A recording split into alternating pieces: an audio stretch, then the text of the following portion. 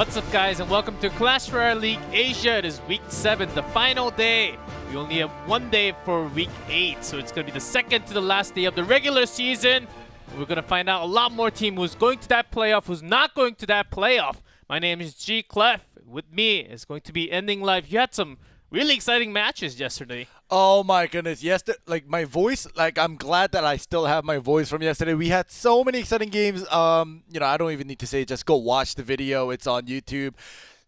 Every single game was exciting regardless. It went down to King of the Hill. We had some 1 HP Princess Tower games. We had some Ram Riders getting stuck. So just exciting and funny at the same time. So that's all you can ask for. What more can you ask for? And we got to see some teams making into the playoff, some teams dropping out of the playoff, and all these teams still have to play 1 more matches. And Group A, it's sort of decided basically for all the teams who's making into the playoff, but we still have Group D. Not Group D. Group B. That's a secret group there. Group B, and 3 teams are decided so far, but that 4th spot, that's the key. And we still have three teams actually contesting for that final spot. And we might actually get to see who actually advances or who doesn't get to advance by today, even though we have 1 more day. So it's going to be very exciting to see what happens in tonight's Clash Royale League Asia. That's actually very interesting because, as you say, Group B, OG Entis, Kingzone, Dragon X, and OP.GAMING, the last 3 teams, they're trying to get into that top 4. And the funny thing is, OP.GAMING plays their last game today, and they have to pray and wait to see what happens to OG Entis and Kingzone, because if either one of them win, they don't even get the chance to try to win and get into the top 4. You guys can see that today's matchup. So OP, they have to wait and watch the first game and the second game to hope and pray that OG Entis and Kingzone Dragon X loses. So it happens to be in the order of 4th, 5th, and 6th place of Group B on the red side. OG Entis, Kingzone Dragon X, OP.GAMING, because of head-to-head, even though they have 4 and 6 match scores. Yep. And recorded, but still because of head-to-head, they are in this order.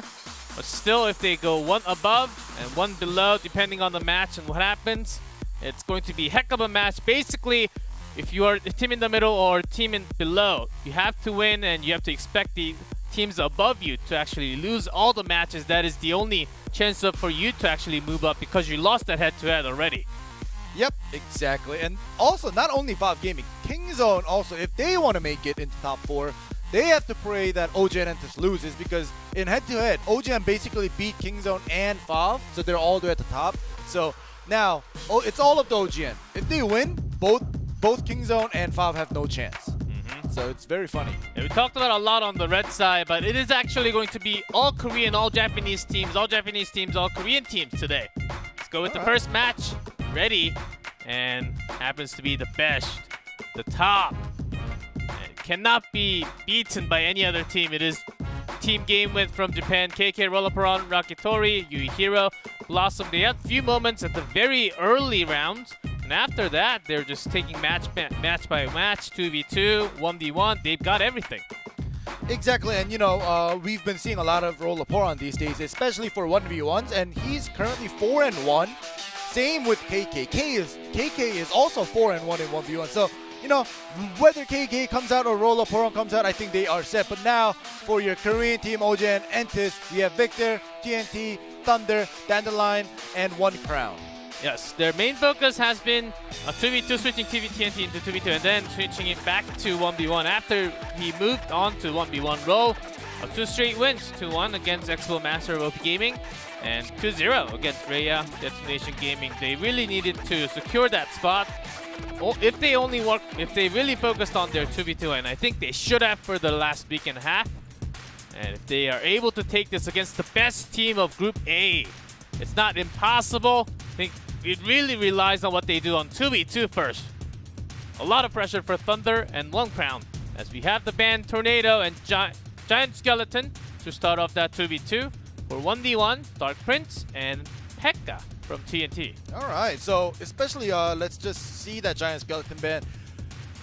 So many Giant Skeleton comes out these days in that 2v2. We've seen it yesterday, we've seen it the day before, we've seen it last week and the week before. The Giant Skeleton, it's so viable. It's such a great defensive unit to put down, and if it gets across the bridge, it's still just a plus alpha, right? So Giant Skeleton Band, not surprising. Same goes with the Tornado Band. That is going to open up the Miner as it did yesterday in the 2v2s. As Giant Skeleton is not really used too many times by OGN. I think they are just GameWin is mostly concerned about the meta, how many times it actually comes out. But OGN is actually one of the teams that use the least amount of Giant Skeleton. Oh. Only 2 times in their entire season of 2v2. So it might not be the best ban, but GameWin should have something ready because they wanted to ban that. There needs to be something that was stopping because of that Giant Skeleton. I can see, we're about to see the reason why they banned it. For OGN Entus, Tornado is a standard ban. So it's not like they can really take everything away, but Lava is actually the favorite combo for 2v2 from GameWin. So having that Tornado might actually hurt them. And OGN has been focusing a lot on rockets, spell damage to take the tower down, or lots of Hog Cycles. One of the teams that actually used most amount of Hog Cycles in 2v2, 5 times already. Wow. So that's more than any other teams. Yeah. That is actually a lot, especially on that 2v2. And yeah, I'm glad that you mentioned about that spell damage, right? OGN, they've been always cycling through, and even one of their cards being just one of the favorite is being Poison. And, you know, Poison Miner, Poison chip damage, and we'll see what happens today. Yep, as we get ready, OGN Entus looking for that victory from 2v2. Let's get it started. First set, first game. OGN in red on top, GameWin at the bottom in blue. No Giant Skeleton, no Tornado. I'm very curious as to see if OGN will upset this whole thing by just winning today, and Kingzone and Fob will have no chance of trying to even get into that top 4. We'll see. Yeah, usually against GameWin, Lava was actually banned 3 times against them because they love to play that Lava Miner on that 2v2. It's gotta be somewhat of a different story tonight. We have the Dark Prince and the Baby Dragon coming through. Oh gosh, alright, so it seems like OGN, they're going to take it a little bit slow. And the Poison Chip actually comes in from GameWin. And, you know, yesterday I realized that early chip from spell damages matter. It matters, but it matters, but you can only use it when you have the chance. If you just end up throwing it and using it, you can actually waste it. And there's that Graveyard. Defensive poison from OGN Entus, so even if GameWin has that freeze, they gotta take that poison out first and then really look for the chance to drop that freeze. Alright, now they have that homework cut out for them, especially on the side of GameWin because of that poison being held by Thunder. We'll see how they'll, you know, take their path in order to take out the poison from Thunder. But yep, there we go. We do see the Lava Hound. They banned the Tornado, so I guess they wanted to use that Lava Hound. But it's actually the big push from with the Graveyard. Princess Tower locked onto the Mega Minion. So here's the chance with freeze. Skeletons are connecting a lot. Down to 1830. Only a Lava Hound, so GameWin is going to clear that easily with that Inferno Tower. Yep, and you know, on the top left, the Dark Prince also gets that one swing with his hammer. Or mace, whatever you want to call it. So the HP on the top left corner is 1600 already, just with that freeze, Graveyard, and that one Dark Prince hit. GameWin had a really good push, knowing that poison was not in cycle because GameWin has 2 Graveyard. They can push for the second defensive spell, and sometimes that's not enough, and GameWin sees that chance and uses that freeze. This time OGN enters a little bit of a bigger push with that Lava Hound, Inferno, and Baby Dragon Mega Minion connecting to it. And lovely Dark Prince placement for that Miner. The Miner didn't get any chip damage into the Princess Tower that OGN sent. So, in a way, GameWin a pretty good defense, almost perfect. Some minor scratches from the pubs, and that seems like that's about it. A lot of Baby Dragon defense. Another defensive poison from OGN. They had a lot of time in cycle. Looks like we are going to that sudden death for the first crown to win. GameWin, even though there were lots of air pushes, they didn't take too much damage. So after the poison, this is the one that matters a lot more. Expecting a freeze soon enough. All right, up there we go with the freeze, but the Baby Dragon perfectly placed out of reach of that freeze, so it still does do a lot of damage. The Skeletons do connect, 780 damage left. However, now the counter push is on their way. on the side of OG and Entis. And with the lava, the miner placement is crucial. It gets that Ice Wizard down. P.E.K.K.A all the way back.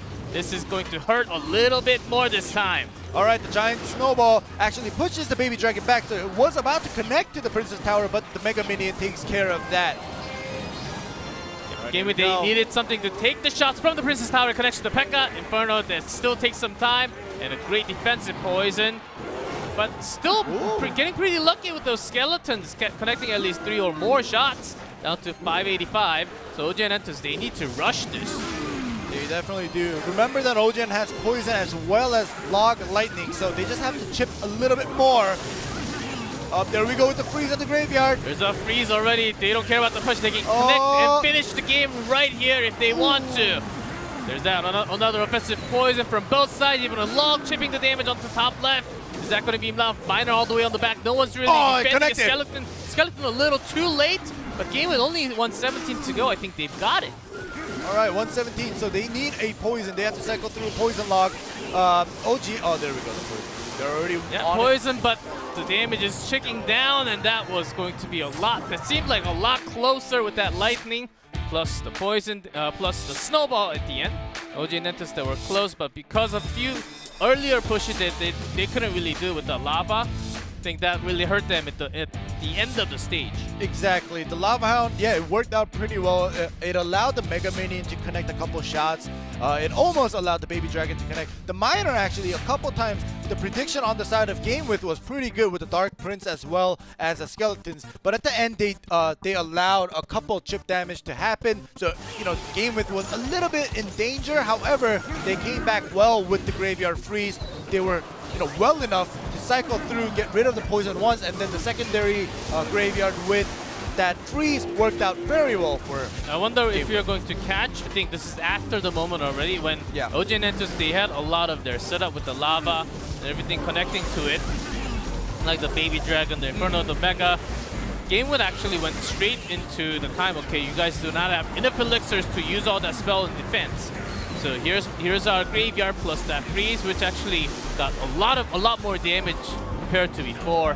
That was really the game-making play. Of course, that did end up hurting them a little more, but they got. I think in terms of damage trade, they were able to do just a little more. Exactly, and that was a great game. You know, OGN calls for a timeout. However, I'm gonna admit that game wasn't very one-sided. It was pretty even. It was super close. So I don't know. I think OGN still has a chance here to come back and maybe even tie this game up in game 2. We'll see if they'll decide to stick with the same deck or change it up. OGN had a really good plan. Yeah. They had a really good mind read with the miner placement, at least connecting a few shots and making sure game with they were using all the spells.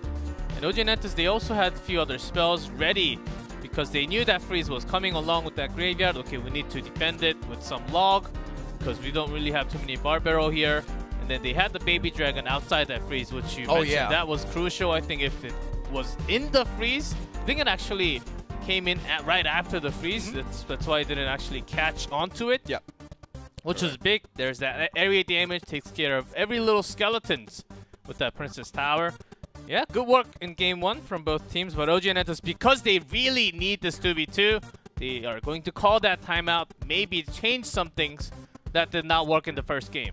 All right, well, you know, as it should be, it's, you know, it's second to the last day, as you mentioned, and the games are super exciting. Even yesterday's games, like I said, super exciting. Today, already exciting from the game 1. Get ready. Game it might just take this 2-0. That's totally possible. As lava was their specialty, they should be the one ready against it because they have such a high understanding about that lava 2v2 deck. Lava Miner, Giant Double Prince, you name it. Game One has been using it all the time, along with that RG2. Ooh, nice. Having the P.E.K.K.A for the Giant Prince. Some people say, you know, when the Prince is behind the Giant, the P.E.K.K.A, like, you know, it costs too much. However, I still think that P.E.K.K.A being there, especially on your side of the bridge when the Giant is coming through, is just so, you know, so great. Yeah, great defensive poison, getting some value with the stuns coming out from the E Wizard and the Baby Dragon. Really clean defense and a good value out of that poison. Yep. There we go now. Game with being forced to put down the Musketeer and the Dark Prince by the bridge. Lumberjack, okay. OGN would love to actually keep that Lumberjack. Dark Prince dropped a little too early, got hit by that log shield, he's already gone.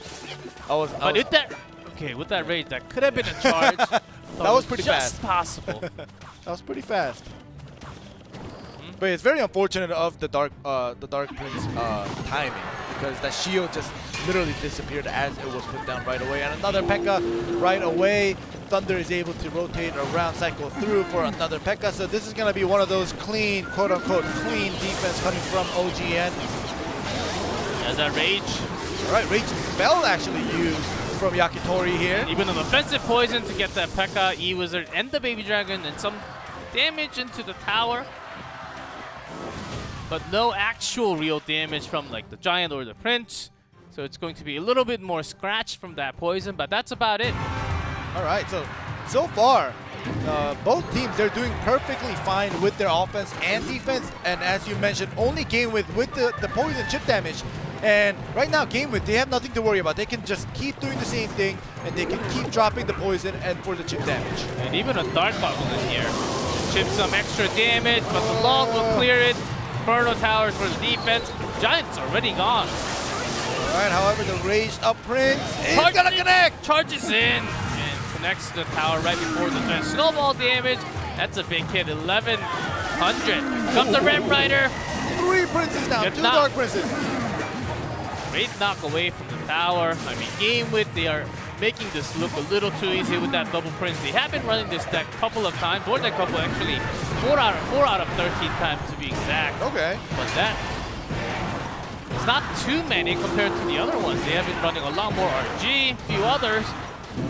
OGN, if they have the Ram Rider, they don't have to feel pressure to push the right side only. They can actually just throw one on the left. That's also possible if it's doing nothing anyhow. Yeah, I was actually thinking of that. You know, it's possible for OGN when they find the leisure and the timing to do a split push. However, right now they're busy defending.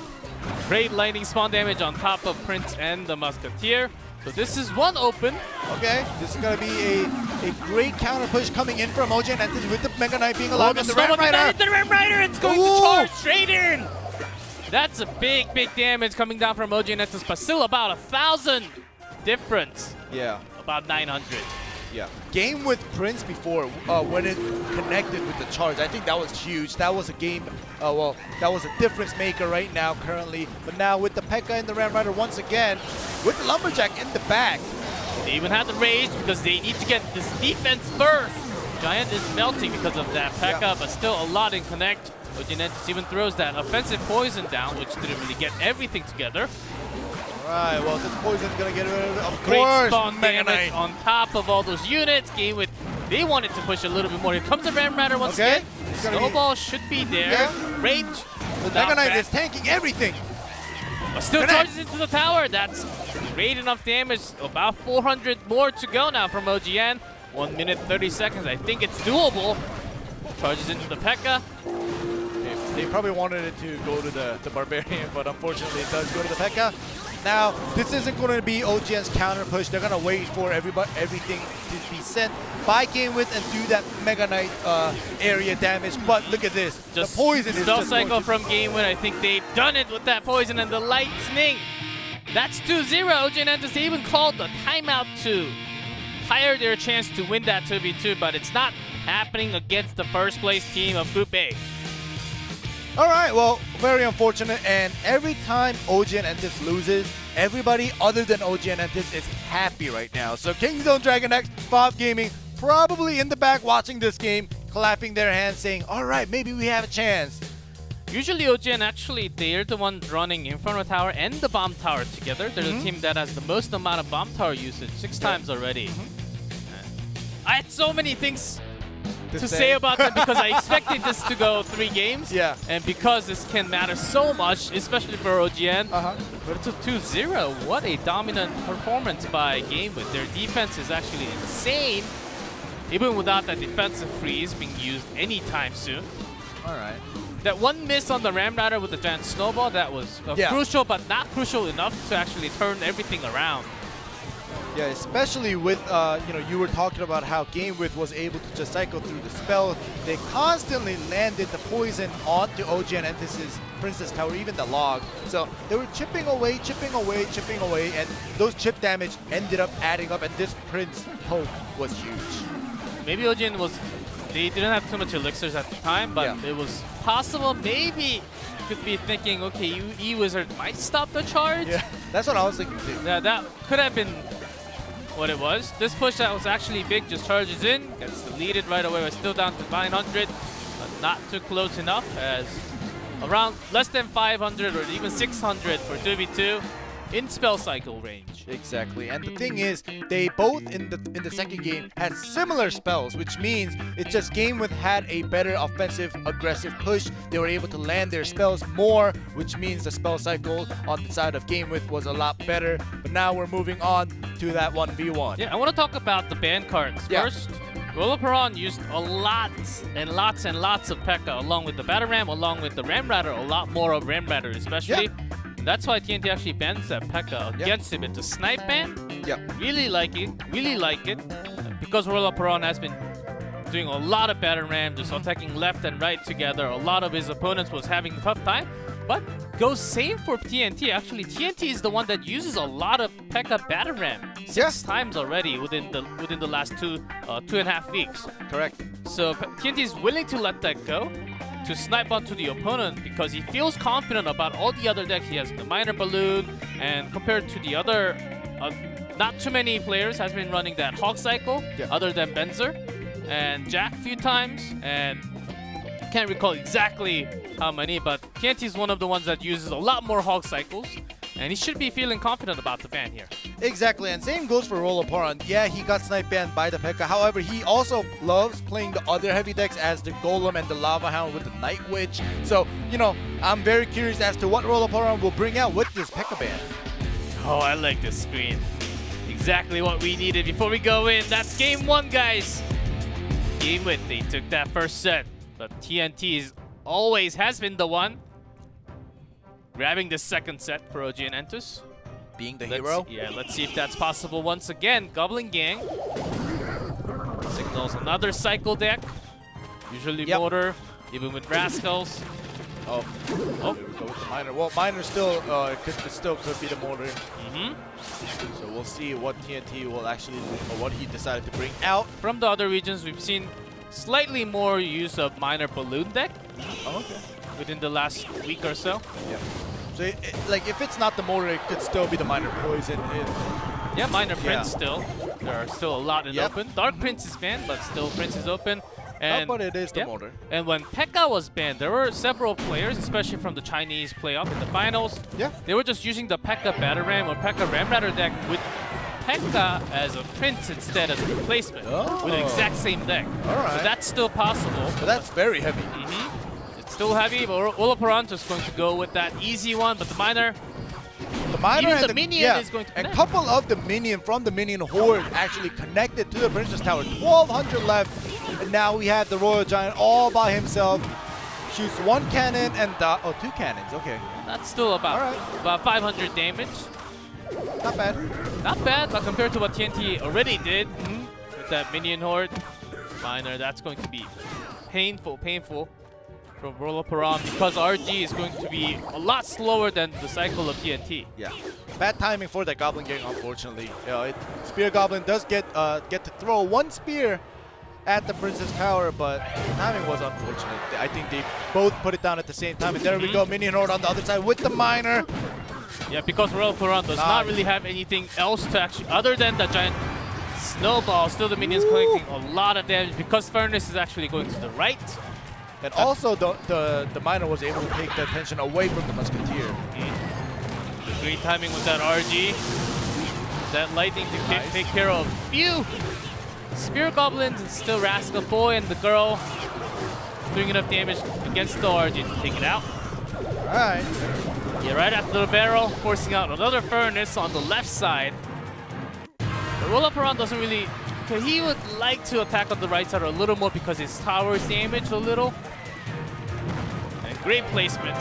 Making sure that Furnace is locked on, still gets still gets that attention away from that Royal Giant. Okay, it's gonna be huge with the lightning even being used. The minion horde for defense is going to try to melt down the Musketeer and the Royal Giant, and But Miner's already onto the tower at the bottom. TNT is already working on his final moves.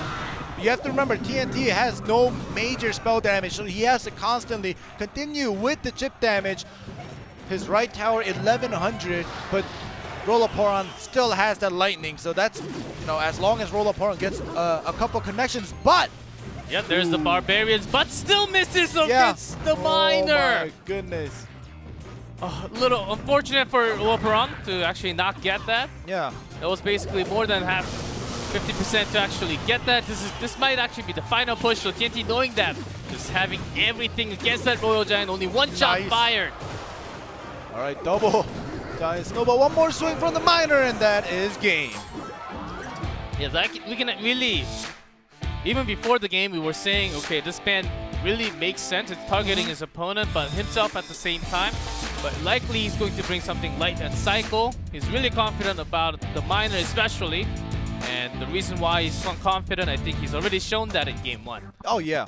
Definitely. And, you know, Rollaporon, yeah, he's definitely able to play a lighter deck as well. However, one of the few lighter decks that he played was the Miner Skeleton Barrel deck. And right now, he just thought that, you know, yeah, the P.E.K.K.A is banned, so I'm going to just go with the Royal Giant because, you know, all right, it's a thank you when the P.E.K.K.A is banned when you want to, you know, play the Royal Giant. Yeah, just looking down at the stats, yeah, because we have all the records from all the games of weeks and weeks until 7 here. Rollaporon used some Lava Flying Machine, even Sparky Giant Goblin Giant just once, but still a lot more, especially heavy for Rollaporon. Even bring that Golem. I think for TNT to actually prepare against him, it could have been a lot easier. Because you're expecting a heavy one. Okay, if I can just out-cycle him with that speed, if I just win the mind game when I know that opponent does not have a tornado to activate the King Tower, this is going to be an easy game. He had that read when he knew the moment after he dropped that Royal Giant. Okay, very unlikely he does not have the tornado. Because it was Furnace instead of the Tombstone. Even the Tombstone just coming out from other regions sometimes, but not in Asia at all. So TNT just knowing everything together, I think he just read his opponent's card. Exactly. Very well played. And now I'm pretty sure Rollaporon knows that they know that I play heavy decks more often than not compared to the lighter decks. I'm very curious if Rollaporon is willing to switch into a cycle deck as well just to match TNT, or will he stay with another heavy deck? That may be interesting, as he has oftentimes when he dropped first game, he went back to his comfort, which was Lava. Yeah. Lava Hound Miner, Flying Machine. And I can't recall if he actually used the Lava Clone or not, but usually it was with the Flying Machine with the Miner. Yep. And it's not like Rollaporon can't do cycle, but usually it's TNT who does it. Another chance for TNT. Winning one more game will bring both team into King of the Hill. All right. Rollaporon in the past used Lava Hound with Night Witch, so that also worked out very well for him with the Miner as well. So, what will Rollaporon bring out? He has to win this game to tie things up and have the possibility of just 2-0ing OG and Entis. If not, TNT just going back to Hog. Possibly. That Ice Golem, there are a lot. Well, you can't really tell too much. It's still possible that Rollaporon might just have the same deck. I've seen a couple of players, even after losing, just keeping up with the same decks back to back because most of them are just thinking, okay, I can try something else. Last game didn't really fit for me, or the cycle with the starting hand was not really perfect. We'll see about the Furnace. All right, the Miner is still there, and the E-Wiz is dropped obviously perfectly for that Miner, so not even one shovel damage going through.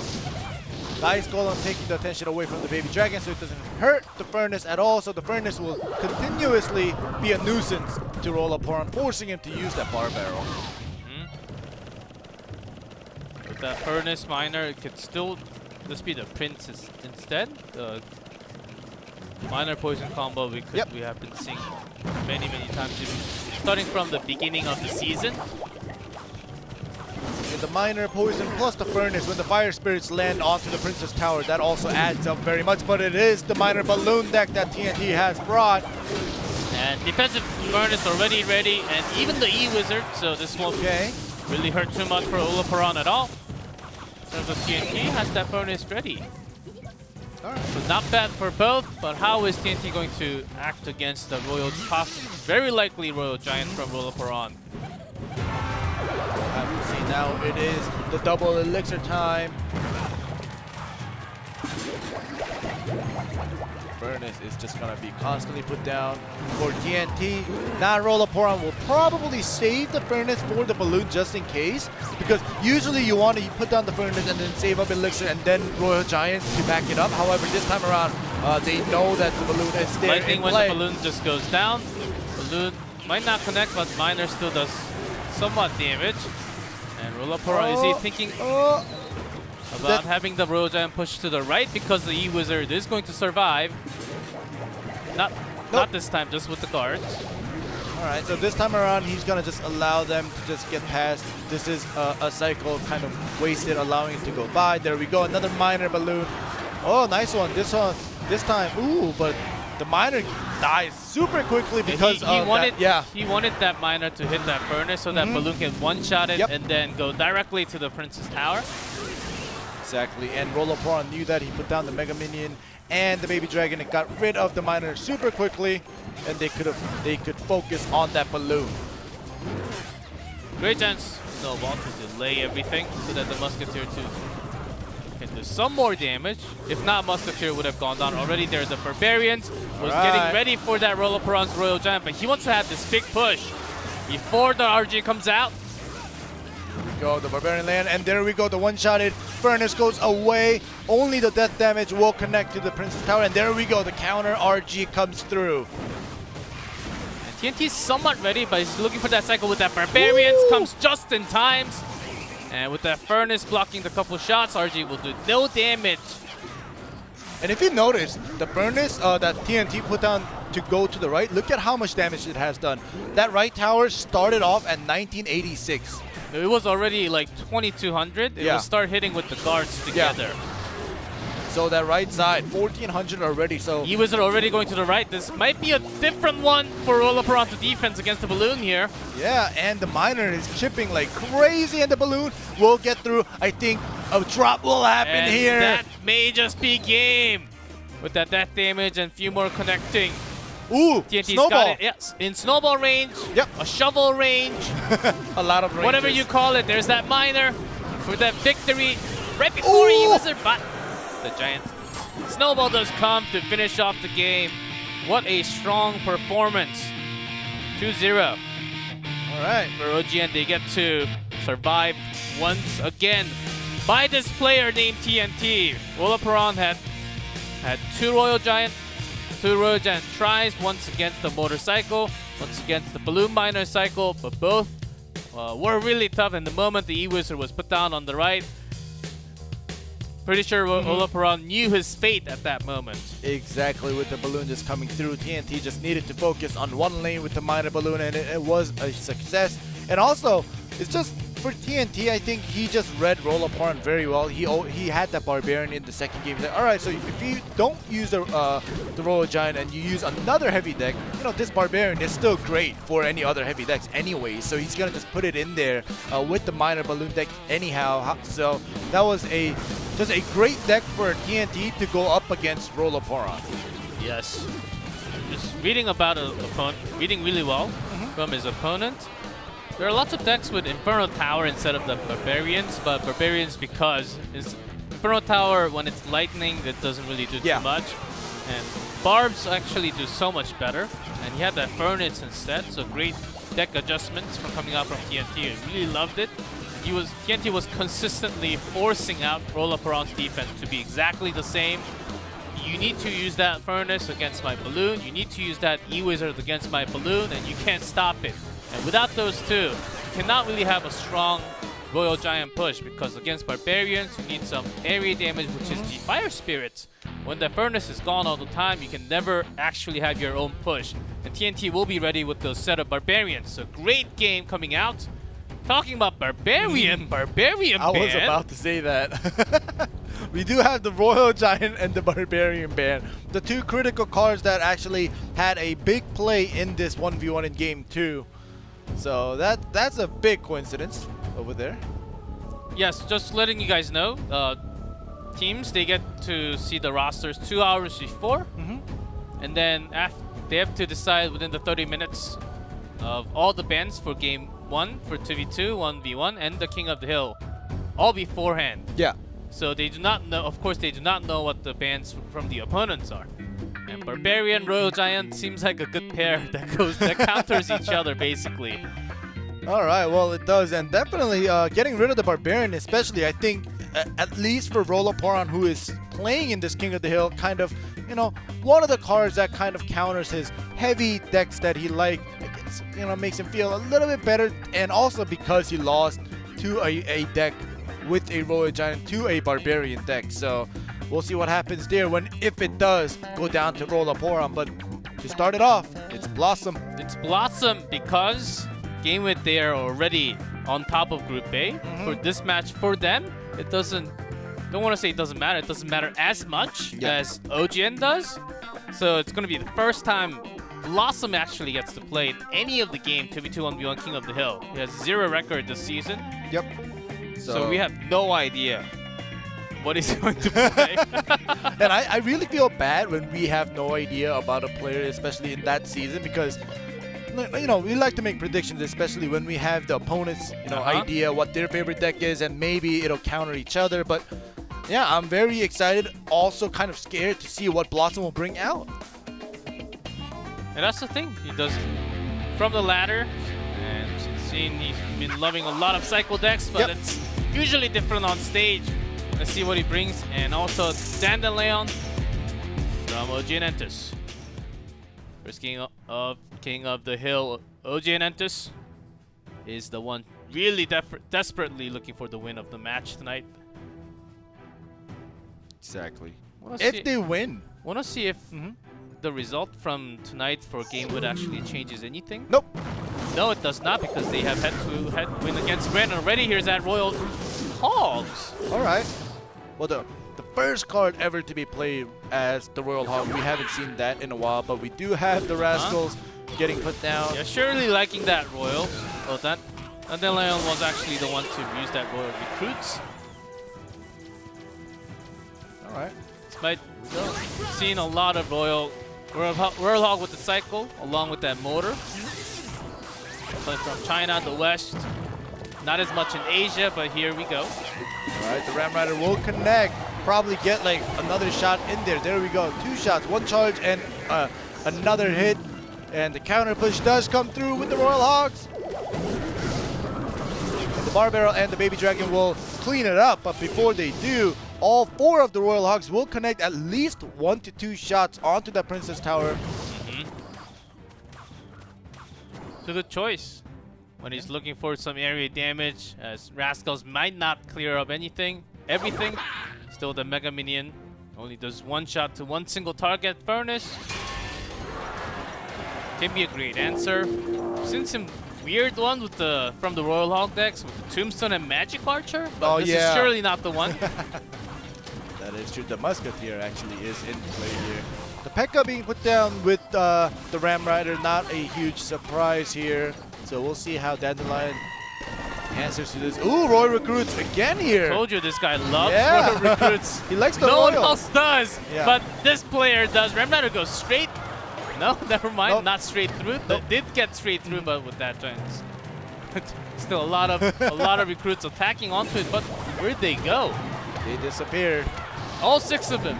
Yeah, and the Bandit actually gets rid of the 2 Royal Recruits on the right side and gets a dash damage into the top But right. these set of Hogs are actually going to connect a decent amount of shots. And the Fire Spirit. Yes, connects onto the Baby Dragon and the Princess Tower together with that area damage. Even wants to get some value out of that poison. All right, there we go. So now Dandelion just has to wait for the P.E.K.K.A to cross. And the Royal Recruit will be put down, and it'll be same thing going back and forth. But now the poison is there from Blossom to get rid of everything else that's in the way. Against those Hog, Blossom does not really have too many answers. Gotta really use that everything together. This is one giant push that Blossom needed. Oh. Ram's gone. Dash does not actually go off. All We right, only heard the Pekka whistle. doesn't connect. Yeah, we only heard the whistle from the bandit. That was great defense. Dandelion, he was getting forced to place other units, so he couldn't save up for the Royal Recruits, unfortunately, but he was still able to defend it pretty well. There we go. Hogs with the poison. I think it just might not be enough, even with the final tick. Oh, and it's still not in the range of the snowball, so he has to cycle through one more time. Royal Recruits, I'm pretty sure no one has expected that to come out, but it is the player that we have been saying a lot. But Blossom, even after this turn, this is going to be tough. Here comes the Hogs, and the time for the cycle of that poison. And that's going to be it. First game from Blossom will be going down against the Royal Lover. Yeah. Royal Hogs, Royal Recruits, Royal everything that he's got.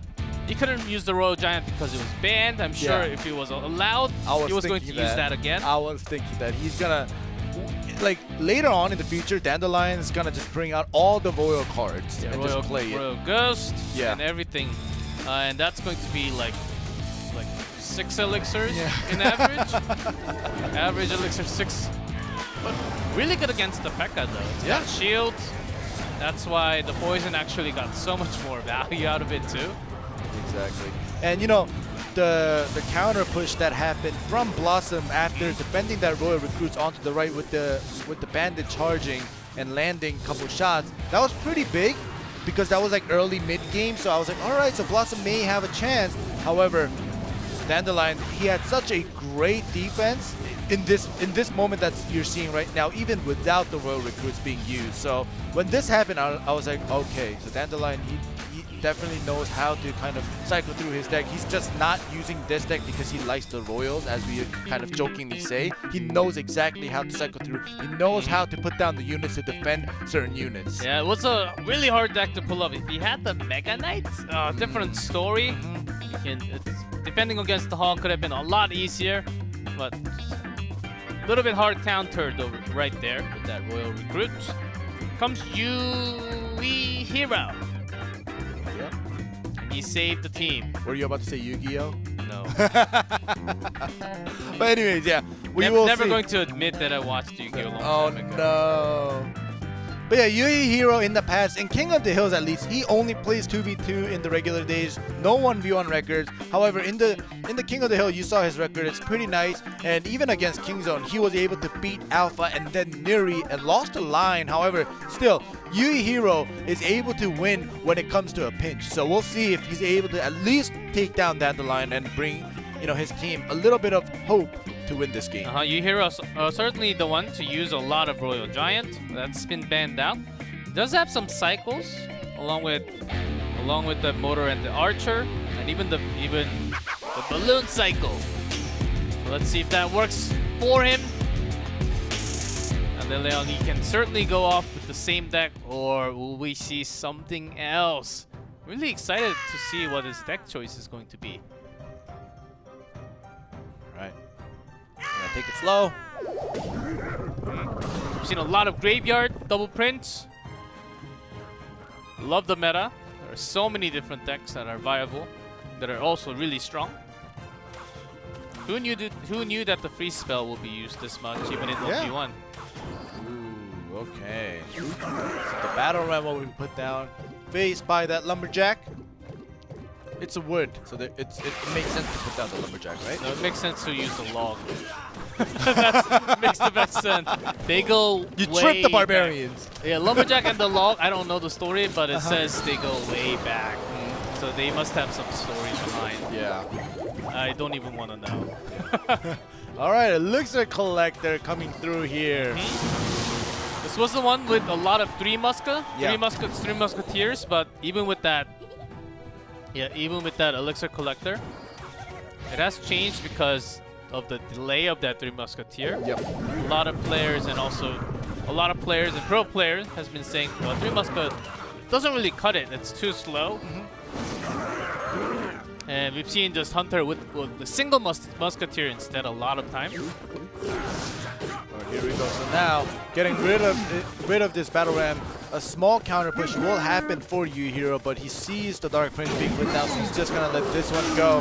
The Hunter and the Dark Prince is actually going to counter push here for Dandelion, and one Mega Minion is not gonna cut it. The charge, the dash damage does go in to Hero's so Dandelion, tower. he's looking for a few more chances, and when we had with Hunter, we had a lot of para with the Batterman with the Minion Horde. I think he's holding on to something that's gotta be the playmaking one along with that Dark Prince. Okay. We're expecting the Battle Ram to connect a few times, but with this set of cards, it's going to be hard, so you have to have something else. There's the 3 Musketeers. Okay, so I guess you were kind of wrong and correct at the same time, and the Golem is put down to counter that. So Dandelion, I guess he expects, alright, so he has a Lightning, so you're going to either use it on the 3 Musketeers or my Elixir Collector. Right now, he's doing a double split push here. Yeah. Pretty nice. Even defending against the Golem, but the damage is being dealt on the right bottom with that Rage. A good way of defending. Didn't take as much damage, but Hunter, so good against the target right next to him. And now any kind of target. The Elixir Collector put on the right side because Dandelion feels he took enough lightning damage on the left tower, so he's going to put the Elixir Collector on the right. And right now, Hero is not using that lightning. He just put down the Golem. He's going to support it. We'll see how far this right side push goes. Still not bad. Ooh, and he pulls the Lumberjack away from the Golem. So that Rage at least is not going to connect, but still Hunter pretty good against the Golem, and the Baby Dragon still locked onto the ice. He had double Hunter down. Lumberjack is going to get that Rage onto the left top. And the Battle Ram connects this time around. 600 left. The Barbarians are focused on the Lumberjack, so it's not going to hit the Princess Tower, but still, that was a great connection from Dandelion. Now he has to defend this Golem. Still not going to connect the not even the death damage into the tower. That was what Hero was really expecting. But if the defense is actually okay from Dandelion, because he's getting that Collector pumped all the way on the back, I think this could be a push that he wants to finish. Definitely. And unfortunately, they weren't able to block the Battle Ram from not going to the Furnace. And there we go, the Tornado is used just to make sure that no damage is taken on the bottom right. Great play by Hero, great defense. The tower HP is 200 difference, so not too far apart. But was that a little too much of spend? With that extra Tornado, let's see the defense. Only going to connect a few bullets from the Hunter actually connecting. And that's actually game 7 HP! Wow! Wow, Dude, it's OGN. You gotta look at the spread from the Hunter. Those bullets will connect. Wow. He is happy. You can tell by his face. He's very happy. He's certainly happy, and he also did not expect. Yeah. He also did not expect that many bullets to connect. The pellets just dove right into the Princess Tower. And now, if Dandelion or TNT or even Thunder, if they win just one more game, they are crushing the dreams of Kingzone and OP.GAMING. It's a weird little variety of this and deck 3 Musketeer mixed in together coming out from Dandelion. I really liked it. I'm having this many Hunters and the 3 Musketeer together. And luckily it was against the Golem deck too. Yeah. And Hero couldn't really find the perfect lightning chance because the 3 Musk was always behind the King Tower, and because the lightning had to be used for the Collector too. So you're basically baiting out. This is the moment. You're basically baiting out and making the opponent use that lightning on your Collector so that your 3 Muska survives. Yeah, that was the moment. The Hunter was actually locked onto the Baby Dragon, but the pellets on its right shots were just connecting perfectly. Yeah, because the Furnace was actually a little towards the left instead of the right, because that's because Hero wanted to push on the left side. All right, here we go. Roll up on once again, and I mentioned that he was the last player on game with. He has to reverse sweep this. If not, then OG and Entis will be making it to the Grand Finals, or at least the playoffs rather, for Group B, and they will be the 4th place team. Yeah, so if OG wins the match right here, Yeah, Kingdom Dragon X and 5 Gaming, they do not even have a chance of going up because OG and Entis fight head-to-head. They beat both of those bottom 2 teams. Yeah. So this match actually will decide might actually decide every single playoff team. Exactly, because Group A, it's already been decided, Yes. right? Yeah. And The top few can change still. Exactly. However, for Group B, right now, we're basically seeing who makes it, who is the 4th team to go to the playoffs. And right now, OG and Entis, they're the closest right now. Just one more single game in this King of the Hill But it's will roll bring up or them. run though. Yeah. Roll up or run can have some late sweeps. Barbarian Still fan. 3 in a row to go. That's a lot of games to do. We're ready. And Dandelion can actually pull this one off with 3-0? Yeah. With some unconventional decks as well. That's those emotes. We can all use them now. Of course, you have to buy them. I bought them. Yep. Yeah, every time there's a event with that they give emotes, I always do it all the way, and I get so angry if I fail once. Oh, yep. And then usually the one that gets all the emotes.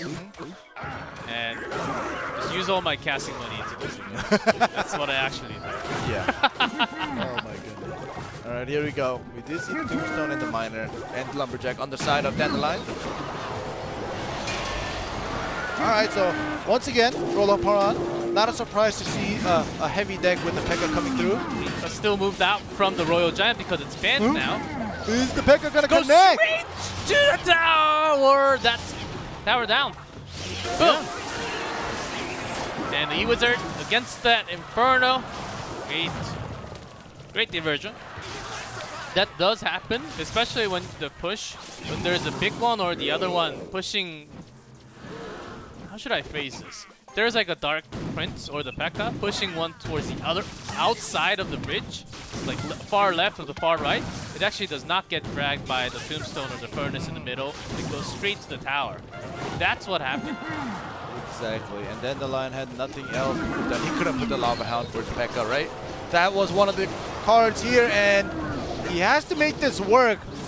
They do connect, and the minions are onto the Lava Hound, so the Mega Minion is very healthy. It'll get, I think it's gonna get the tower down this time, so yeah, 1 for 1. Look at Roll Apart, yeah, he's laughing. Coming just coming down. Yeah. Because the King Tower is already down to 2088. That's one of the factor. And did Dandelion also miss that fireball? There were some minions defending against it. Yeah. Here we go. So now we have a middle Lava Hound and an Infernal Dragon. He allows that bandit to just connect to the Princess Tower. That's a weird placement for lava. Yeah, yeah that is. But that's still going to go straight forward because he wants to have the pocket Mega Minion to deal with those small minions. And the VRAM gets deleted in the middle. Tombstone is defending it, so it should be alright. And good zap from Rollaperon against the pubs. Alright. So the left side push that was going from Rollaperon, very well defended with the Infernal Dragon and the Tombstone. Another Infernal Dragon stacked up in the back, and another middle Lava Hound coming through by Dandelion. The thing is, because that E-Wiz, yeah, the Infernal Dragon can't really do too much oftentimes. Another U.S. put down on the other side, so now that's going to be a huge problem with the Dark Prince also being placed in the pocket. Yeah, Grace, defensive miner coming just in time before he reaches the tower. This time P.E.K.K.A goes. Oh, he's going all just in. a little too. E-Wizard still survived. There's yeah, a dash. Bandit with the barbs. It's connecting a few. The Lumberjack definitely did, you know, come down a little bit late, but did the job to get rid of the other barbarians. The P.E.K.K.A is put down, and the pocket Lava Hound goes through. So it's going to be a race, but right now, Dandelion only 366. But that Mega Minion still. E-Ram just the defense. And the minion, I mean, the miner. Pops with the miner, connecting some, but not crucial enough to actually take the tower down. And in comparison, P.E.K.K.A's going closer to the tower. Even the barbs on the King Tower, this may just be it. It seems like it will. Paran says GG. And he's going to take one back to the team. A great start. Still has 2 more to go if he wants to take the entire match. All right, so unfortunately for Dandelion, he could not do a full clean sweep against GameWith. However, you know, the deck that Dandelion brought it's very good if your opponent has very little anti-air. However, Dandelion was prepared. He knew how to play it. He was forcing Dandelion to, roll upon. Actually, was forcing Dandelion to kind of have no choice but to kind of force push with the Lava Hound and the Inferno Dragon. Pekka BRAM, he was holding the final spell for the longest amount of time. Yep. If it was lightning, I think it could have been. There were lots of moments where it could have been used already, or even to bring that tower down. And oftentimes with the Pekka BRAM, it is zap along with that E-Wizard. So against what Dandelion actually brought, Pubs will actually lose a lot of their power. Yep. Because of that zap plus the E-Wizard, especially if you have those too many stuns, one spell, one unit that does stuns all the time, your Inferno Dragon's not going to really get too much value. I think Dandelion really lost his power against those two. But here comes TNT, the bomb. This is gonna be a rematch for Roloporon and TNT. Roloporon definitely wants to beat him at least just once to get the revenge that he lost 2-0 cleanly by TNT. And now that the Barbarian is banned, Roloporon, I think he might have a slightly better chance against TNT. But he cannot use the Royal Giant himself. No. So you're going to see a total different matchup compared to what we have seen in set number 2. I mean, there are tons of decks. Yeah, like Pekka. Tons of decks. Like in the 1v1, it was my Excel Pekka sheet was is banned. running out of space, okay? Yeah. I've hit line 112. Yeah. And it used to be just 60 or 50, but this meta is just so fun with so many different cards in one theme.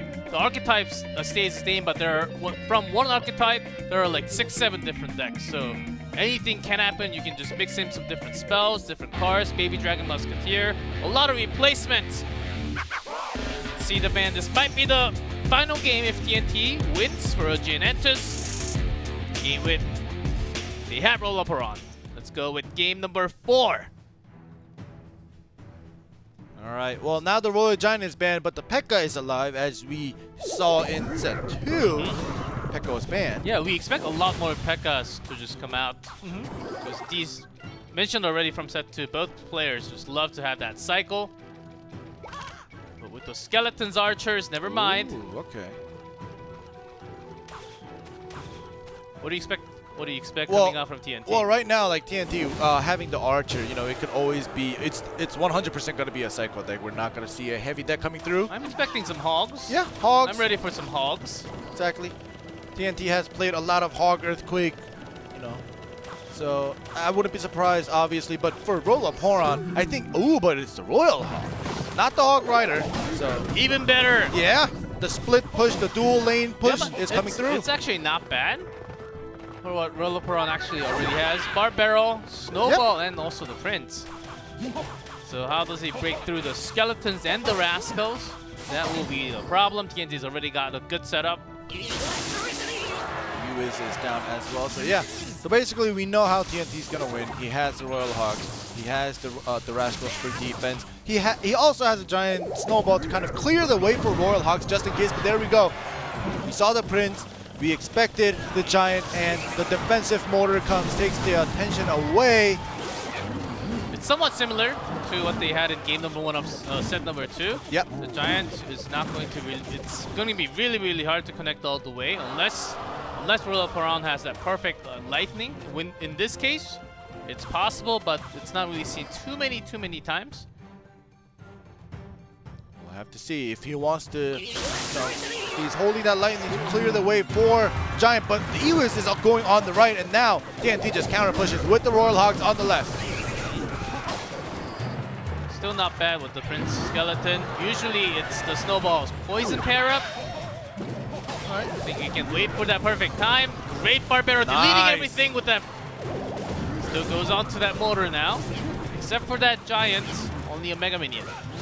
Alright, so TNT having the Barb Barrel himself also has a Skeleton, so it buy the cheap cards, they buy time, especially for the Prince, especially from takes away time from the Mega Minion as well, while they can focus on the Giant. And there we go once again with the dual split push. Alright, the predicted Giant Snowball really didn't do much from TNT, but however it's still the Royal Hogs, the split is always going to get the chip damage. Yeah, I was expecting few else to put down and possibly to knock them back for the Royal Hogs to connect some more. There's a lightning. There it is. He does have it, so the Giant actually in a counter punch from TNT with that Royal Hogs onto the right, and the Giant, because of those Rascal girls and the archers, doesn't even get close to it. No way. No, it doesn't. But the Royal Hogs actually from TNT do connect. And now the bottom right is at 1400 HP. Slowly but surely, TNT is chipping away at Rolaporan's Princess Tower. One more. Now we have the archers on the left and the right. So this split push is going to be, it's going to hurt Rolaporan a lot more than it did before. Because of those motors, time is the issue. Still gets dragged. That's enough time for the archers and the Rascal girls to delete that Giant, always placing them left and right so it doesn't really get connected by one giant snowball or one bar barrel or anything together. That's going to be a lot more of an issue. Counter push with the Mega Minion. The Prince defending it for Rolaporan, but not, it's never perfect. Yeah, like unless you have like a Mega Knight, right? Like dropping right on top of all four. It's still gonna be hard to do a perfect Okay, defense. Rolaporan just used that lightning on the Rascals only. Yeah. All right, here we go. That was the goal sign for TNT. Now he's just going left and right, left and right. He's like, you can choose. I'm gonna go both ways. He's doing dual pushes. He's doing split pushes. So right now, TNT is just like all over the place. And even tipping snowball damage just in case. Setting up for that golem to come right in front of that Prince, and the counter push with that Hog again on the right. You mean Giant? It's a golem. But anyways, yeah, same difference. The motor will pull the Giant away. I meant the Hogs, Royal Hogs on the right, yeah. but still a lot. This Giant is going to connect the shot, but still 1,000 HP away. Skeletons, barbs. Okay, now switching lane to the right side. Rolaporan is actually happy about that. Okay, and now we see the Rascals actually going across the bridge. So the split Royal Hog will actually go through. 300, a little less than that. Watch him have the rocket. Yeah, I was just gonna say, watch TNT have the rocket. It is GG. And that is the win for OGN. And that's it, guys.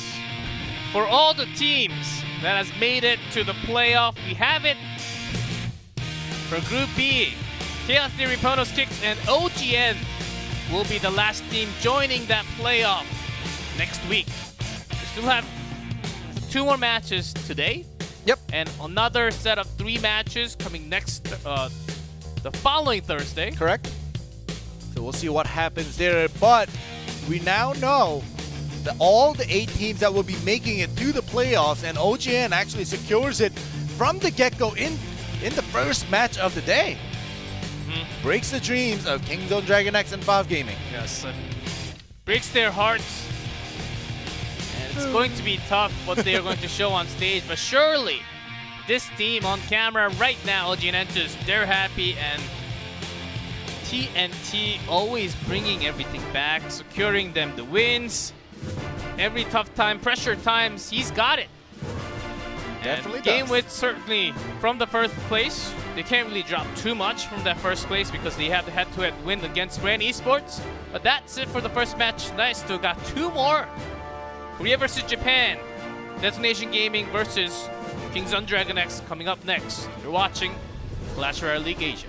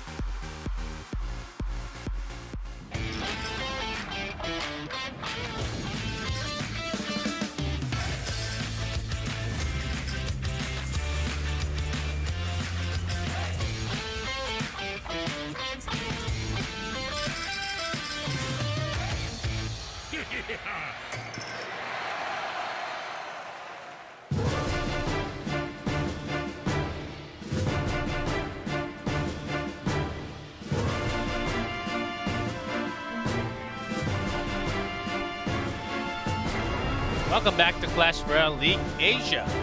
Second match for Week 7, day number 3. It's going to be Detonation Gaming.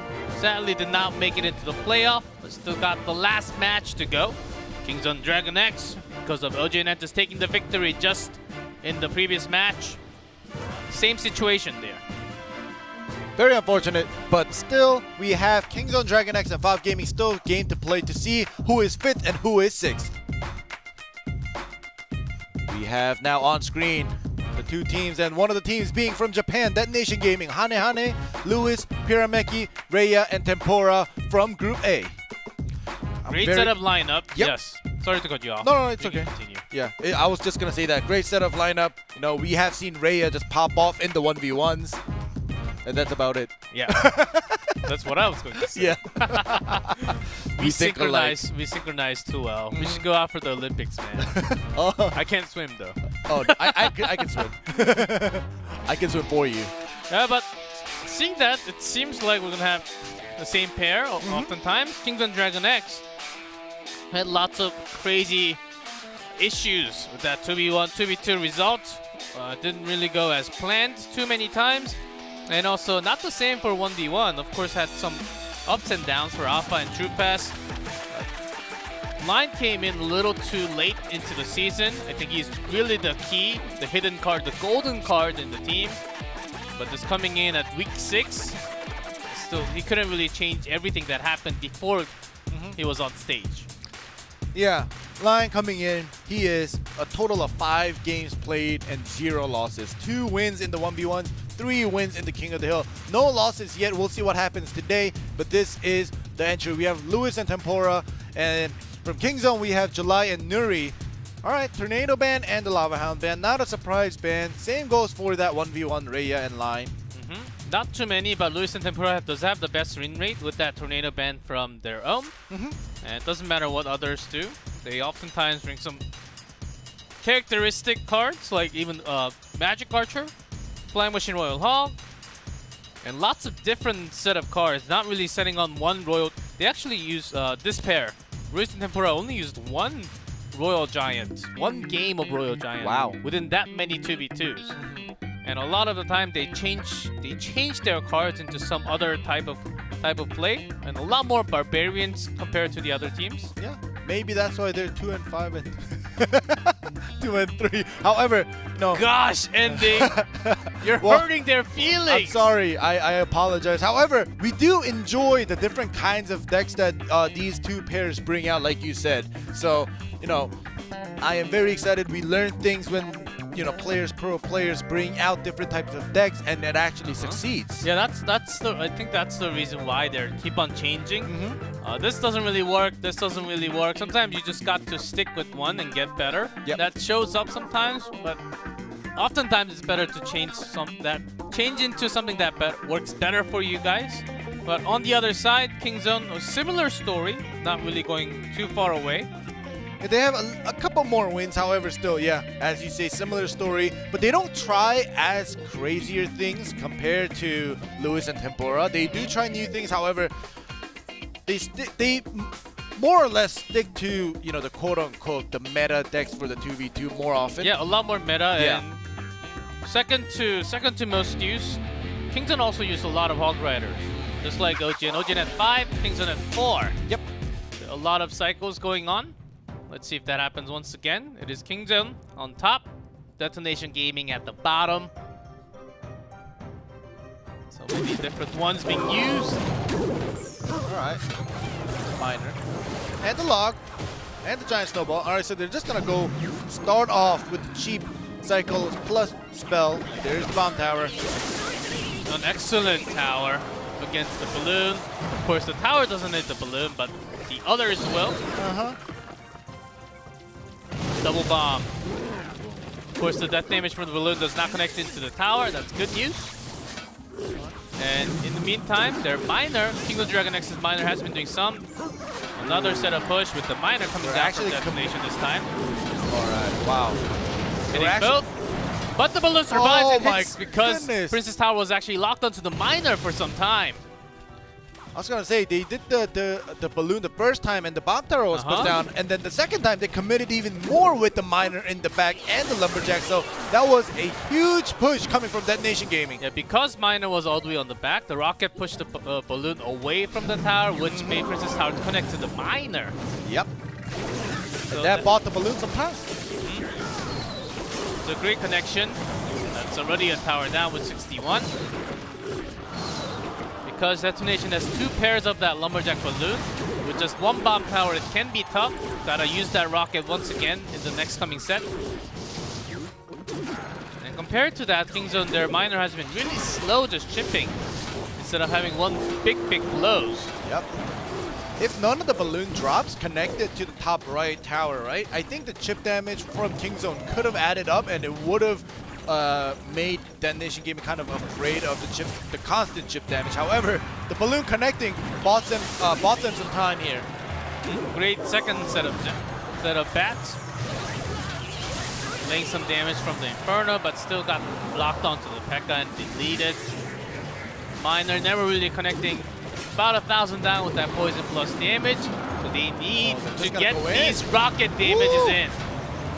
That was Elite Bomb Tower is available, but it's a little too late. Up there we go. Nuri had the bomb tower in his hand, but he had to wait a little bit, and that giant snowball bought him that time. Yes, exactly.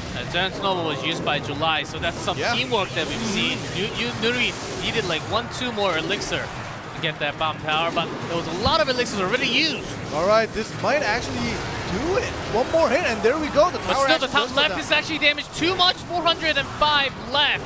Giant snowball, 300. It's connecting. Lumberjack's on it now. And that second tower almost down, but not enough. 93. The last hit from the lumberjack, he winded up and then he died. But there that snowball will be enough with the spell damage coming down from the detonation. Correct. The second Princess Tower is now just getting scratched coming down from the bottom right. The Inferno Tower will and they make the impossible happen with 93. Nope. Yep. Unfortunately, it's not gonna happen. As Detonation, they will grabbing that win with a smile there. With the second Princess Tower barely even damaged, and that connection onto the right, the first crown that happened in the game, right top Princess Tower. That balloon connecting was the biggest part. A great setup, great placement of that miner along with that balloon rage. Exactly. So this is the first initial push with the balloon. They figured out, all right, that's the bomb tower that they have. The second one, this one with the miner in the back and the rocket you're talking about, it pushes the balloon back, allows the Princess Tower to connect to the miner. Even the lumberjack actually got a lot of damage. So this was huge. This gave Detonation Gaming a lot of options to work with here after that bomb drop has happened. Yeah, I don't even know if the rocket, even if the rocket didn't really pull the balloon away, it still had enough HP. If it was drawn into the tower, it was going to connect to the tower anyhow. So great setup pair used by Detonation Gaming. Kingzone, even with that rocket, they just had no way of defending it perfectly with the amount of elixirs they had at the moment. So great setup push coming down second. That's usually what teams has to make the choice. Bomb tower, great, but against the air units, it just takes shots. It does explode, but not enough.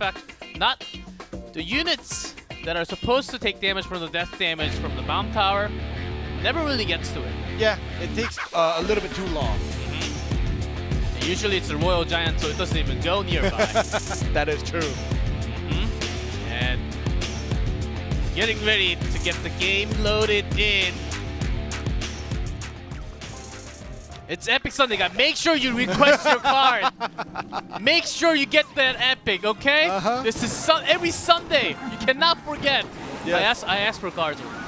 I do the poison. I still need to level up my poison, so that's what I asked for. But look at this. Already the Scale Barrel allows the connection that already 1,000 damage. That's incredible. That was huge. That was quick. Even with that poison, now the Mega Knight. But the bomb tower this time is actually okay. It jumps onto with the ram. Nice drag from the Prince. Lightning, beautiful. Oh, nice EOS. Well, he wasn't satisfied. You saw Lewis. He's like, no. He was expecting that Mega Knight to actually, because while in jump motion, it can take damage and disappear before it actually lands and do damage. Yeah. I think that's what Lewis was expecting, to be gone in the middle of the animation. Yeah, but the jump actually damage did come through, so yeah, that's what a lot of people find funny. That like that huge Mega Knight, like with just one arrow from the princess, it just disappears in the middle of the jump. That is actually pretty funny, and I see that a lot because I use the Mega Knight more often. And yeah, you're a big Mega Knight. Yeah, and I hate it when that happens though. I know we always got one single card that's our favorite, but this is not a bad defense. Yeah. Still, the Dark Prince does survive. Locked onto the baby dragon. Yeah, Tempura's rocket actually was, well placed. Was able to do a lot of damage to the P.E.K.K.A. and to the Ram Rider. Yeah, rockets can be tough sometimes. Expecting that giant snowball, even without that, they needed something to defend against the Lumberjack perfectly. Great guard placement there. All right. 1819 against 691. 691 was pretty close. That's not in 3. Now it's going to be in 2 poison ranges. 2 poison cycle from Detonation will get that tower down, and the bomb tower this time is really good against the ground units. All right, Skeleton! Giant Skeleton is going to be a lot of problems, but look at this. The Ram Rider went. Drag. Wow. Snowball pushes it back, buys the time. The lightning lands onto the Ram Rider, so it's not going to. Yeah, connect. Yeah, it doesn't get the charge, but Ram Rider does connect. There's one shot to the tower, but that's certainly not enough of what Kingzone wanted to do there. With that shovel damage plus that poison, I think that's almost tower down. Yep, it seems like it is down. There's still 20 seconds. Oh, 7. Okay. Good thing I said almost. Yeah. With that giant snowball, 980. Not even close. Bomb tower right next to it. Detonation's got this. Yeah, they definitely do. There's no way of losing this. Unless they disconnect for some reason. Unless they get a phone call. Yeah. Right in the middle. And that's one tower. 2-0. Detonation. Strong teams are strong. There's a reason why they're up there in the standings. Oh, they had that ceremony ready. Oh my God, they're doing this. Piggyback to your seats. Yep. All right, well, at least they're happy. They got a clean 2-0 sweep. Now it's time for 1v1. Raya versus Line. Yeah, but still furthering them away from Sandbox Gaming. They're really putting them on top. Their 2v2 has been actually a lot stronger than before. Yeah. So there's a really good chance that I'm already talking about the next season because they didn't. Detonation did not make it into playoffs, but it does connect. This kind of momentum does connect. There's, I don't even know how long the break is before the next season is. Yeah. But it can surely connect unless they have a big roster swap, and which Detonation usually does not have a big roster swap. We'll see, because I'm very sad to see that some of these great 2v2ers. What happened? Did not get the Lumberjack actually caught that Ice Spirit from the Kingzone. Ice Spirit did not get to attack. That's why all that happens with the even with that rocket, the balloon connected. Yeah. Okay. That makes sense. It reset it. You can say that is a mistake from either Kingzone or a better play from Detonation. Yeah, it goes Either both way. ways. But this is the initial push with the scale barrel. Yeah, You which see, we like, didn't really get to catch. Look at this, they're happy. And it was an offensive poison as well, so that's going to do a ton of damage. Early on, it got rid of like 1,000 damage from the start. Skeleton barrels are too strong, man. It's like They need, that. they need to nerf them. Yeah, it's like, you know how you said that we all have like 1 or 2 cards that we favor more, and I also have 1 or 2 cards that I hate or I never use, and one of them is Scale Barrel. Wizard for me. Oh really? Pros never use him. I never use him. That is true. Does that mean something? No. I like the Wizard, even though I don't use it. Like, I could still use it, but anyways. We are on to our set 2. Raya versus Line. Both of these players, a great 1v1 players. So I want to talk about the bans here for 1v1, especially because that lightning ban coming down from Line. Raya uses a lot of RG plus lightning, so just removing lightning doesn't really kill the entire deck. You can still use poison, a lot of other ones along with that RG, but it can make it really tough, especially when that Inferno Tower is not banned. So maybe Raya will get to use his favorite Bowler. He's the one that used Bowler twice. Yep. Expecting something to happen. Line with that snipe ban. This player has been rising hot from Kingzone Dragon X. 2-0, as you can see. Yeah, and he's actually the one that used the Mega Knight and the Royal Giant and the Ice Wiz. He just turned 16! Yeah. This guy has so much potential. He wants to try different things. He wants to keep his record clean. Oh, we'll see. Rhea's pretty happy about the deck. I wonder what it is. Is it that bowler again? Time to see. Bowler pairs up really well with the Tornado, which is banned. So that might be a little bit more of a hint for you guys to guess what it is. Let's see what the decks are. It's usually the fire one. The goblin with the fire in the back. Yeah. Fire. All right, so we're going to get the Miner. Obviously, the Tornado is not in play. So harder to predict the Miner placement all the time. Yep, Rhea tried its best. For the Lumberjack. It's not going to connect to the Princess Tower. So we do have the Miner Prince here and the Hog Cycle for Rhea. Along with that Muska and the Lumberjack really powering up at the E-Dragon. Yeah. It still gets 2 swings, so I guess in a way, just sending a Hog there, getting 2 swings every time you send it, it's definitely going to be worth it. So we'll see if this will add on and allow Rhea to kind of stack damage from the Hog Rider, or will Lion have another way of pushing Rhea through? wanted to activate the King Tower, but it did not. Yep. I know exactly what he's trying to do. Mm-hmm. Yeah, You saw the smirk on his face. It's gotta be right at the center. Yeah. Square in between Yeah, in the between two. the It's gotta two. be a little closer to the King Tower to connect that Chain Lightning coming down from the E-Dragon. Yep. All right, well, Fireball. Just want to stack some more damage. Even the Zap to delete that Musketeer, making sure there's another card used by Rhea because of that Mega Minion. Yep. He's expecting that Hog. Prince perfect defense with the Ice Spirit.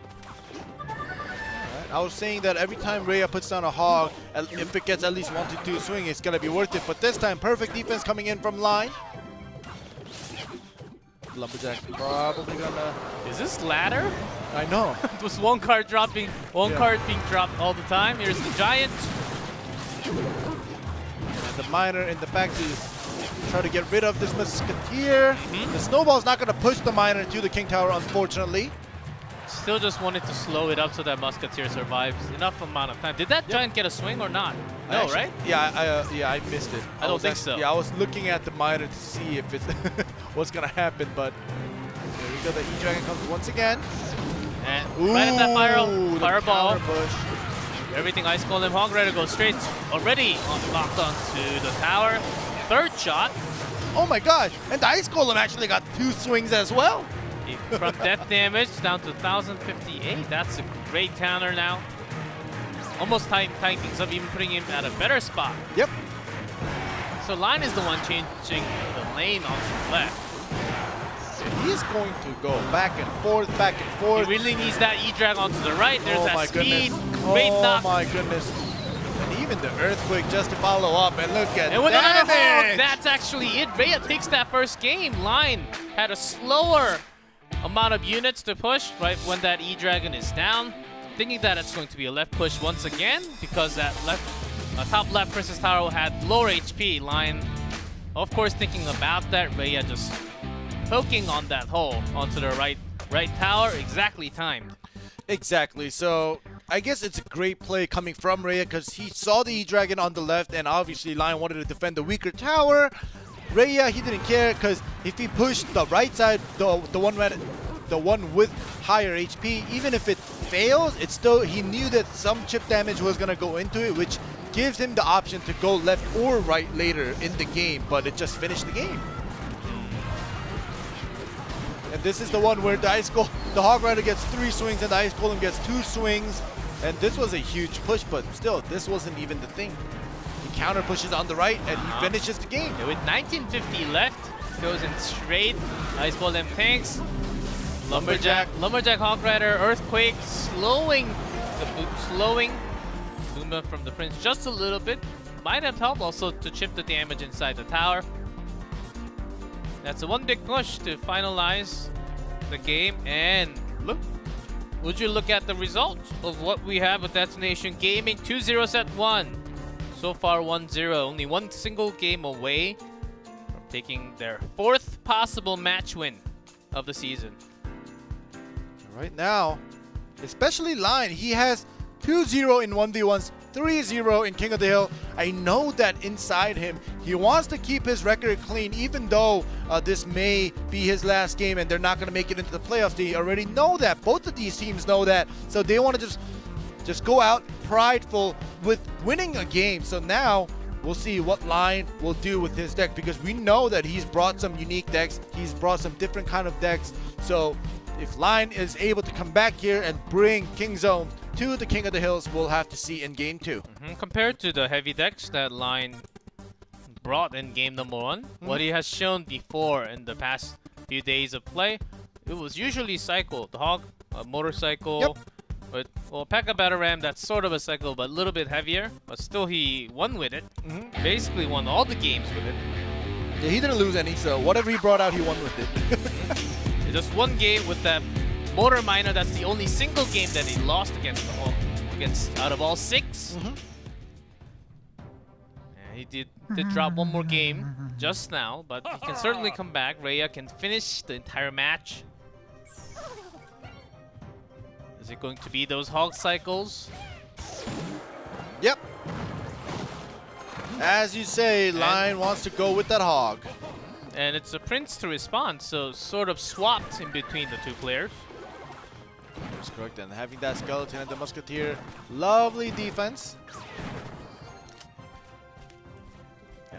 Even with that Musketeer, Rhea with that Prince, Minor Prince? Yeah, Minor Prince Poison. It's a possibility, I think, for Rhea. I'll have to see.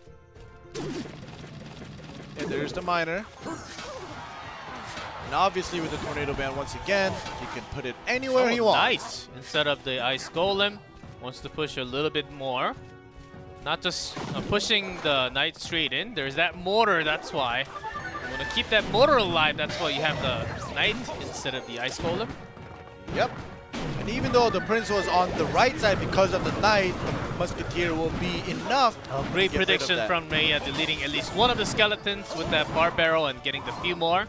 But still great defense from Line. Ooh. The Inferno Tower is going to lock onto the Knight, but still it's going to be you know, one of the nice defenses that comes through. The Hog will still get a swing. And the Musketeer, though, is going to be a big deal. Because the Knight was locked onto the Inferno first, even the Giant Snowball slowing things down just a little helped the Hog Rider to hit. Definitely. But still, this isn't the worst situation for Rhea. Against the Inferno Tower, it's the Fireball, not like the Lightning. Yep. Ooh, the Skeleton just in time. However, the Musketeer has already locked onto that mortar, so it gets deleted pretty quickly. But what about the following Hog? That's the main problem for Rhea. Oh, but it jumps in front of the Knight. And a good knockback against the Miner on top right. So both players pretty ready. Now they got the perfect cycle against each other.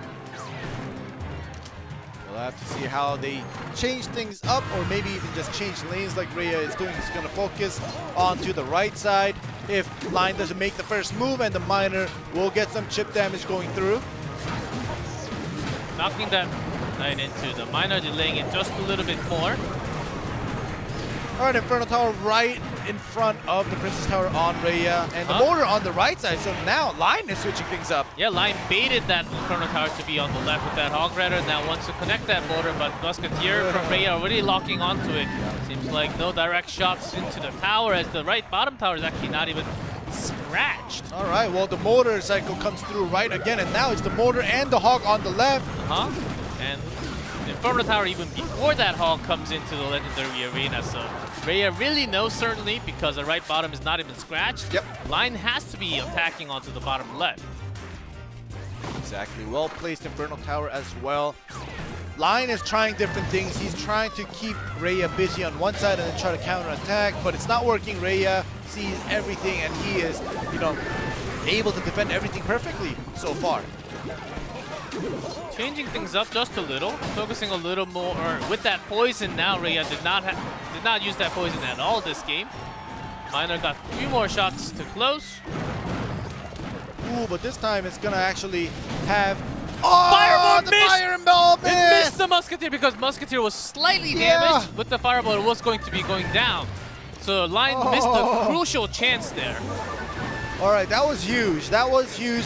The Musketeer was damaged a little bit, so the fireball hitting the Musketeer would have gotten rid of it right away. Yes. Oh, that was big. But still good enough to actually keep the shots away. Miner is actually doing more damage. Still not too big of a difference. About 40 between the two towers. To make that up, another fireball to delete that Inferno.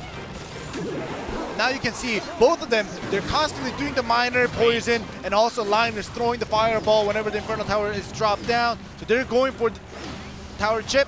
Yeah, but still Fireball Yeah. is going to do some damage, but Raya will have that final poison. And even that Miner will just finish it up along with that poison for sure.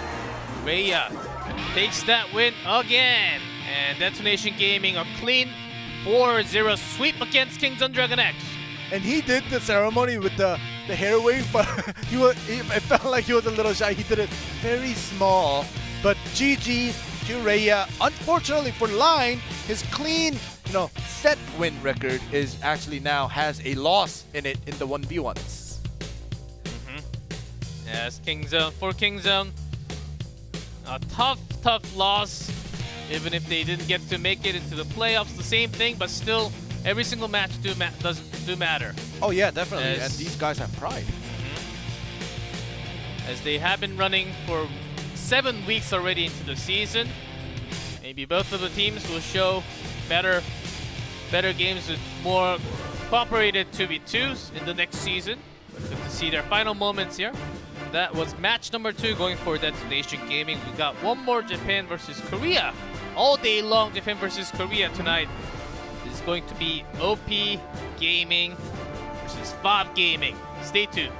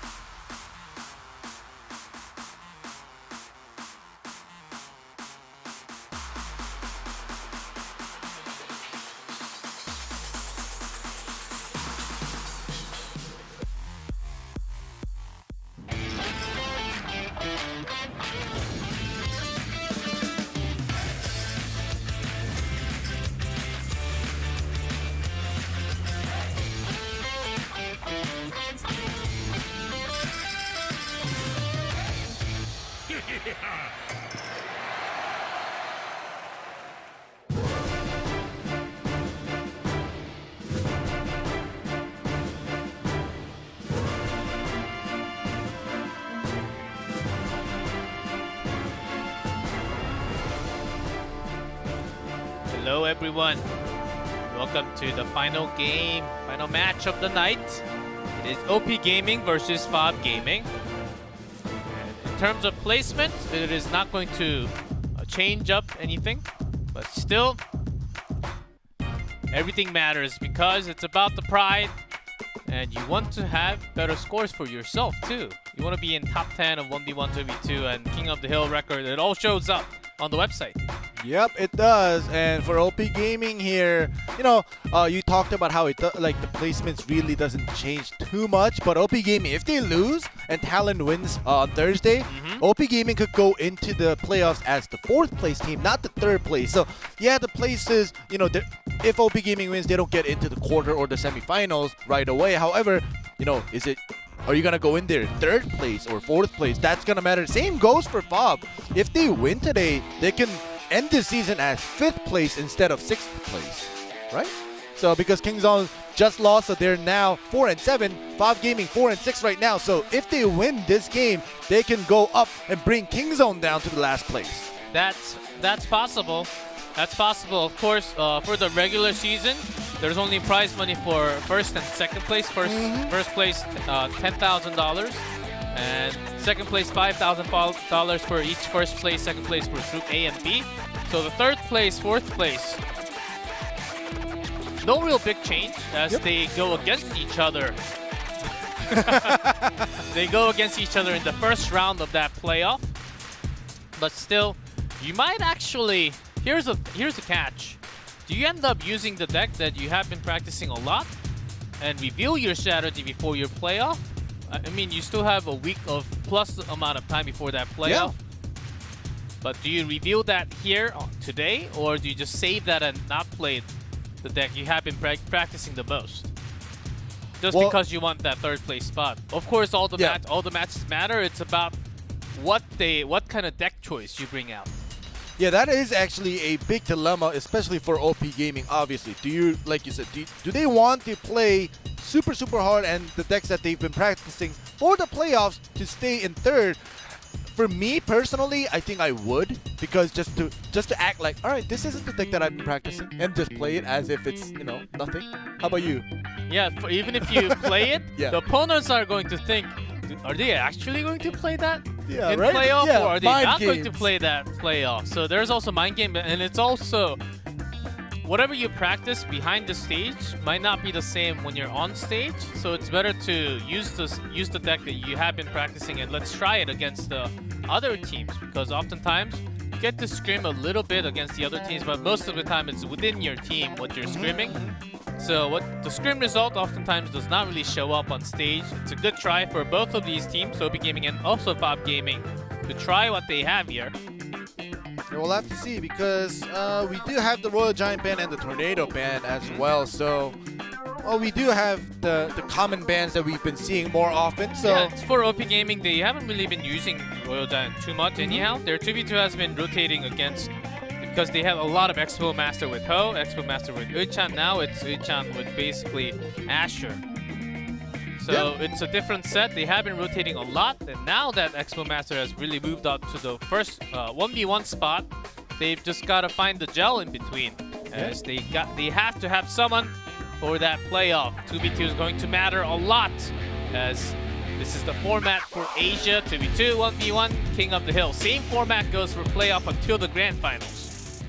All right, here we go. We do see the OP.GAMING teammates kind of smiling. They are in a good mood. We'll see if the games will go that way for them here in this game 1.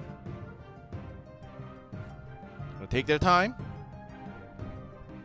I remember on Thursday when you and Paper Thin were doing it, the league went crazy, and the timer, they waited until like 2. Was waiting for this. Yeah. Both golems onto the left. I was thinking golems onto both sides, but focused real hard onto the left only. Dark Prince is going to hit both of them at the same time. Double Prince charging onto the first golem. Giant connecting 2 shots. Seems like a major push with the Golemite and the Golem together. Long hitting all of them. Alright, well, the double Golem just died out. No problem. Great defense coming in from FOB.GAMING.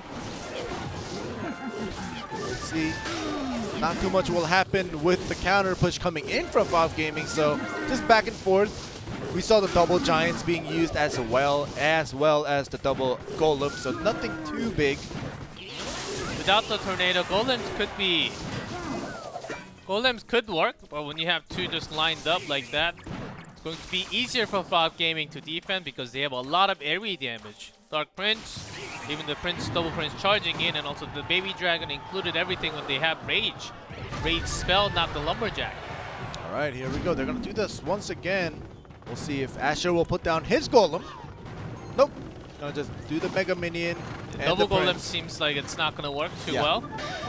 And again, the giant will connect to the tower and get a couple of swings along with that poison spell damage from Valve Gaming. All right, and another giant prince in the back, and that's gonna get rid of the big golem. Probably the golemites before it reaches the tower. Now this big counter push is coming. However, the golem is there in place. Yeah, but you don't want to take this much damage before you cross the bridge. As the golem, you've got some connecting, but only half HP. Valve Gaming, they don't even have to drop anything down before that golem breaks. Exactly. They have the Dark building. Prince. Yeah. They have the Dark Prince on the right doing the area damage, and they also put down that initial Prince on the left side to finish it off, and another giant, a much faster cycle compared to the golem. And OP.GAMING certainly does not have a perfect answer against the previous giant. This time they do because only a giant is crossing the bridge without anything else to back up. Right, and Valve Gaming, did they spend a little too much in their offense just now? It's possible the golem this time reaches and it's raised up, and we have the Prince connecting. And that's a tower down. Valve Gaming there. Just full of giggles. What did we do wrong in the last time? The golem push from OP was actually about the same every time. The reason why they were able to do just a little more because Valve Gaming, they ended up just wasting the giant. And I don't think they really planned to just have that giant push without too many units to support because they ended up using a lot of spells to defend against the golem. And compared to the push previously, they ended up using a little too much to defend. This first double golden push, like questionable. I was gonna agree with you. Like maybe OP.GAMING wanted to split the golems, but you know, either way, whatever the reason, that golden push did not work out. And here, this is already the moment after Valve spent too much on that offense and kind of wasted the giants, and then you know the Prince poke goes in, the earthquake. Yep, because they did not have too many spells to deal with it. Of course, no tornado to pull back everyone. Yep. Altogether, OP.GAMING still after that, pretty happy about the push. And maybe they can continue with that golem. The first one with that double golem, they just happen to have both golems in their starting hand, so why not just use it? Let's see what the opponent actually has. Yep. Because sometimes you do end up getting really lucky, especially when your opponent does not really have the buildings against you or the perfect cards against you. At least one of the golem will connect some damage or the death damage. You're thinking about those types, but Valve Gaming have all the cards they needed. It's game 2 time.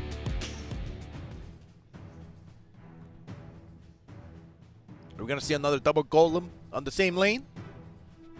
Valve, they were actually having a pretty decent idea because of no defensive building coming down from OP. Giants were actually connecting few shots. Yeah, all the way up to late game. Okay, Collector. Ooh, I just saw that. And a barrel. Top barrel? To the tower. Not all the way to the Collector because they already have poison down. That sort of evens out. Oh, they're gonna go crazy poke bait damage. Yeah, still directly towards that Princess Tower, connecting about 3 stabs. That was actually pretty good.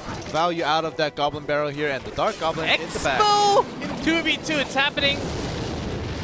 Oh, this is true. This is happening. It's not impossible, but against the golem. Not golem, what am I saying? Goblin Barrel against the Goblin Barrel cycle. Yeah. Expo is not really going to connect, and because the cycle from Valve Gaming is going to be too quick, unless that Collector gets major value, which Poison is not letting that happen anytime soon. for OP.GAMING, it's going to be a next level challenge, so they need to place that Tesla really well every single time. Second collector. Alright, so they're both going with the collector here, and the God Barrel is just going to continuously come and come. Yeah, all the way onto the right, because the Tesla will delete at least one or two if it's too close to it. Now we have the Rascals and the Princess in the back, going to be able to do some free damage here until the log is Oh, the used. Princess actually hits on the Musketeer and the Collector. Yeah. That's a little bit of help. Ooh. The log is going to always delete it, but look at this, the Expo setup with Expo the does Tesla. connect to the Okay! tower. Before that Inferno comes down, right before, that's a good amount of damage. Still against the Rocket, got that out, so the Collector is saved. So they have to use the poison in response. There's a second Expo. Right off the bat, and the P.E.K.K.A. is there to tank it. We'll see if this will be good enough. Tesla is down as well, the God Barrel to counter it. Only skeletons. Yeah, OP, they have to drop everything to keep that Expo running. Good log, but the Rascals will actually survive. Second set of Expo coming down from OP. Another one. Oh my goodness, it's the fight of the buildings, and the Expo actually connects. It has enough HP. Connects onto the Dart. Dart comes in before the Dark Princess. Three Then the third Expos! one, because they got a lot of value from the Collector. That's a tower down, and the Goblin Barrel will not be enough. They find the open value with the Tesla. Great positioning. They put down everything. They make it work with the cycles. Wow. Great bait of that Rocket with the first Expo, keeping the second Collector open with those Teslas. Yeah, so actually getting the value out of the Elixir Collector for... Oh my god, they're going to do that again. The piggyback to your seats. But anyways, keeping one of the Elixir Collector alive allowed one of the players, I think it was Uichan, to cycle through another Expo. And, for a moment there, we saw 3 Expos on the board. Yep. For both of the players to position like that with the Tesla and the Expo, the hardest thing is that hardest part about this deck for 2v2 is about the teamwork. Sometimes you want to place one, you want to place a Tesla, and then your teammate wants to place an Expo at the same place. Then it actually goes in separate ways where you don't want them, at least one of them will be on an off position where you don't want them to be. So, well communicated from OP.GAMING. I think it was the first time of the season seeing double Expo in that 2v2. Yeah, and actually won with it, and that was pretty well played. A lot of great baits with the Elixir Collector, and you called out the Rocket bait with the first Expo as well, allowing the following 2 Expos to do their jobs correctly. Yeah, these decks are made in a way, so what's supposed to be hard against the Spellbait deck from OP.GAMING, they make it work because they're putting down that Collector. There were some moments where the Princess was actually connecting to the Musketeer and the Collector, which made it just a little harder for OP.GAMING, but they already got a lot of value out of that Collector at the center, right above that King Tower. So I think that was a real big Collector push that OP.GAMING allowed extra elixirs, one, another, and the third Expo coming out. And talking about Expo, is this all lined up for this person, this master? But the thing is, I don't know if you can call this player a master anymore. He really needs to show something else on the stage. Maybe an Expo, but right now is not the meta for Expo for sure. And I just have a feeling that he might just Expo. No way. Just because. Look at him laugh. Like, look at them laugh. They're like, all right. I think he's going back to the Expo maybe. It is possible. Did he ever play Expo this season? I don't think so. No, there was once I think that he did play. At the very beginning of the super season. early. I think I sort of remember that, but that's about it. Previous year and the years before, he was bringing Expo all the time when it was not banned. Yeah.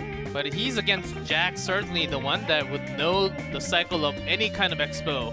Cycle, Expo Tesla, Expo Collector, Ice Expo, you name it. We'll see how Jack will do, because yesterday Jack went with a little bit of a heavier deck. It did not work out too well for him. Ramrar is banned, Inferno Tower banned. So without those two, there can be lots of cycles. Let's head into the 1v1. Jack had a big Ice Golem mistake at the end of yesterday's game. Yeah. Against Yu-Gi-Oh! I believe. Hog Rider.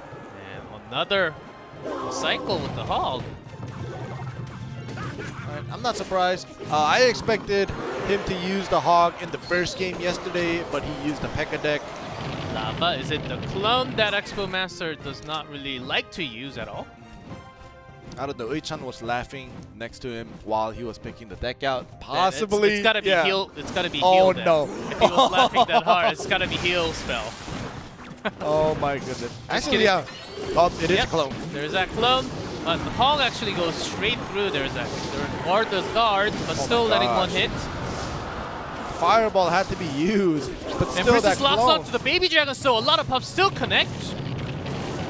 Yeah, it's actually a very good clone, forcing it to use the Fireball from Jack, and you mentioned that the Princess Tower connecting to the Baby Dragon, allowing the pup. So like, that clone, it definitely went a lot better than Expo expected. For sure. And there's a new emote. Go get him, guys. Go get him. Another lava push, and the Hog does change up because he doesn't want that rage to be paired up with that lava clone, along with that Baby Dragon that might All right, just go onto the right side. I was thinking, okay, how is Expo going to handle this? Ooh, flying machine in the back. So this time he's just gonna let it go. Yeah. Fireball used for that flying machine. Very common along with that lava clone deck. Not going to be a perfect defense as there are lots of pubs in the air. Still, Musketeer doing a great job cleaning out. I don't call that great job. But anyway, That's basically only that's the best real they can do. anti-air that he has other than the Yeah. spell. Yeah, and the Fireball was baited by the flying machine, so perfect timing. And it's got to be a great feeling to have that clone at least doing some damage because Jack does not really have the greatest anti-air. Fireball being out for that flying machine all the time. Going to catch the Baby Dragon this time for more value. All right. The Hog Rider actually doing quite a lot of damage this time around. It's still not going to be close enough with what Expo has done with the clone. 266. A lot of snowballs has to be thrown, but with extra set of lava, it can totally be possible. But Jack's looking for that one big Hog push. There's that first the hit, Fireball. second, and third. Ooh. And Log. Which is not enough. Oh A cannon delaying its time to cycle through for another fireball. That's all he needs. Expo Master needs to get there now. Clone is not going to be enough. Is it going to be in time? The Log might be better, but the Sand Snowball just in time right before that Log. Oh my goodness, we saw the Log rolling. We're like, I was about to call GG, and we see the huge snowball flying. And he gets the win. Wow. Jack is having this kind of moment back to back. Yesterday also, it was really close games. And another super close game. How much HP was left on that? 9. 9? Yeah. Oh my goodness. OP.GAMING is now, because of that win, just one single game away from another match win. Yeah. Wow, that was crazy. I was like, with this Fireball push with the Hog, I was like, oh my goodness, Jack probably has it after seeing the Log as well. And you saw the clone being used. You saw Expo just spamming everything and the giant snowball a little bit faster than the Log rolling. Yeah, Log only enough, 84. Oh my goodness. That Log actually like, it could have been, like, we had moments on the 2v2 where both towers destroyed at the same time. We went on a sudden death. Yeah. This was as close as that. Oh my goodness. That was crazy. That Log, like, actually, like, it was just about to hit that tower. Yeah. Like, I was thinking, like, that spike could have actually poked the Princess Tower. It could have. Yeah, the giant snowballs a lot faster, it turns out. And the pub certainly helping out. Yeah. That's 1-0. And certainly a close game between the two. Let's see if Jack brings that Hog once again. Oh my goodness. That was super close. Yes, and the difference in the middle of the game was certainly big, but with just one Ice Golem Hog Rider push from Jack, it just turned everything around. And we thought, okay, Jack's certainly going to take this with that amount of HP. And Expo Master is going to bring that Hog. Hog cycles for both, and Earthquake against the cannon. This is great for Expo. Yeah, Hog Expo Earthquake. Master. Yeah, Expo Master has brought the Hog Earthquake. He also used a Ram Rider instead of the Hog. in the same deck for the Hog Earthquake deck in the past. So yeah, but it's been banned. It's banned this time. So with that, Lumberjack wants to have some more pushing power with that rage. All right, so Lumberjack will take a couple hits from the Musketeer, allowing the Hog. Oh, raged up 3 hits. Great Hog push coming from Expo Master. And Jack's about sealed with that cannon. Because of that Earthquake spell, Musketeer locks onto the Ice Golem before it goes to the Hog Rider. So the Hog is still going to get a lot of value, though. Yeah, great counter push without that rage. And Jack's push is about having extra log there, how he can actually delete the skeletons along with his push. And Expo Master's always thinking about that EQ against the cannon, which Jack's not really going to put down anymore because not just deleting the cannon, it's going to do extra damage onto the tower every single time. And you don't want that to be chipped down every single time at all. Now Expo is gonna have to save his Earthquake for a little bit until the cannon is put down, or if not, then he's gonna just have to keep it. But the counter push! Just with that skeleton, it's not even going to be close to that left one. Even the Ice Golem connecting one. Musketeer connecting 2 shots. That's big. Along with that death damage from the Ice Golem to about 90 damage, I believe. Yeah, that's gonna even things up. Jack had a tiny little bit of a better push with the Hog when he countered it. However, now with the Musketeer connecting, he's gonna even things up. And no Ice Golem this time. Fireball getting both of them. That seems like a great start for another Hog to be pushed along with that double Musketeer, but it's Expo Master first. All right, and the Earthquake, he's just gonna go for the chip, and Hog doesn't get any swing in. Only the Earth against 2 Muska. It's really little hard, but still got some damage from the Earthquake, and also did damage to both Musketeer. I think for what he's done, it was worth it for the cycle. Waiting for Jack to put down that Hog. Or he's just gonna put it down first, and the cannon is put down this time. A nice Earthquake right away. Getting so much value out of that 3 elixirs. Now the Hog, not free because of those minions on top. Ooh, just Fireball to get rid of the bridge. Super close for both. It is overtime. Less than 60 HP difference. All right, the forceful push with the Earthquake this time around is gonna go through for Expo. Hog will not connect. Not even the Musketeer, so perfect defense coming in from Jack other than the Earthquake damage. Yeah, great log to drag it back. Now, another Hog. This one's going to be tough with Ooh! Just before it canceled the animation with the amount of skeletons and minions in the air. Right. But that Lumberjack Rage, does Expo Master wants to use this? No, he does not. Go. The Earthquake is just going to be put down. Ooh, the cannon is put down far away. It still does connect. 269 versus 432, but that Hog is so healthy. And the log deletes the skeletons. That might just up a little bit more, but not too close. Gotta put that Ice Golem down once again against the Musketeer. Here's the real push once again against the cannon. There's the Earthquake. It's chipping down with the spell damage. 1 hit. With the Ice Spirit. Gonna throw everything that he has with another Hog. That's not enough for Expo Masters. 30 HP this time. Wow. Super close game back and forth. But, you know, Jack winning with the Hog Rider against Expo Master using the Hog Rider, it makes sense. Yes, it's the hair buff from Jack. He's got 30 more damage onto the Hog Rider. If you have that hair, you do more damage every single time. Yeah. And the thing is, we were waiting for that time for Jack to... Jack was always using that log defensively. Yeah. So the Hog Rider is pushed back away from the tower, so the Hog from the Expo Master does not get a single damage. But at the end, you want to chip a little more damage, like how Expo Master is just throwing down Earthquake all the time to chip some more damage to tower. That's what Jack is looking for at the same time. He wants to have his log connect. Oh, that log actually did not get the Musketeer. So that was another one, yes. Yeah. Great placement coming down from Expo Master. And Jack was really looking for that Musketeer to move in so that the log catches the final HP.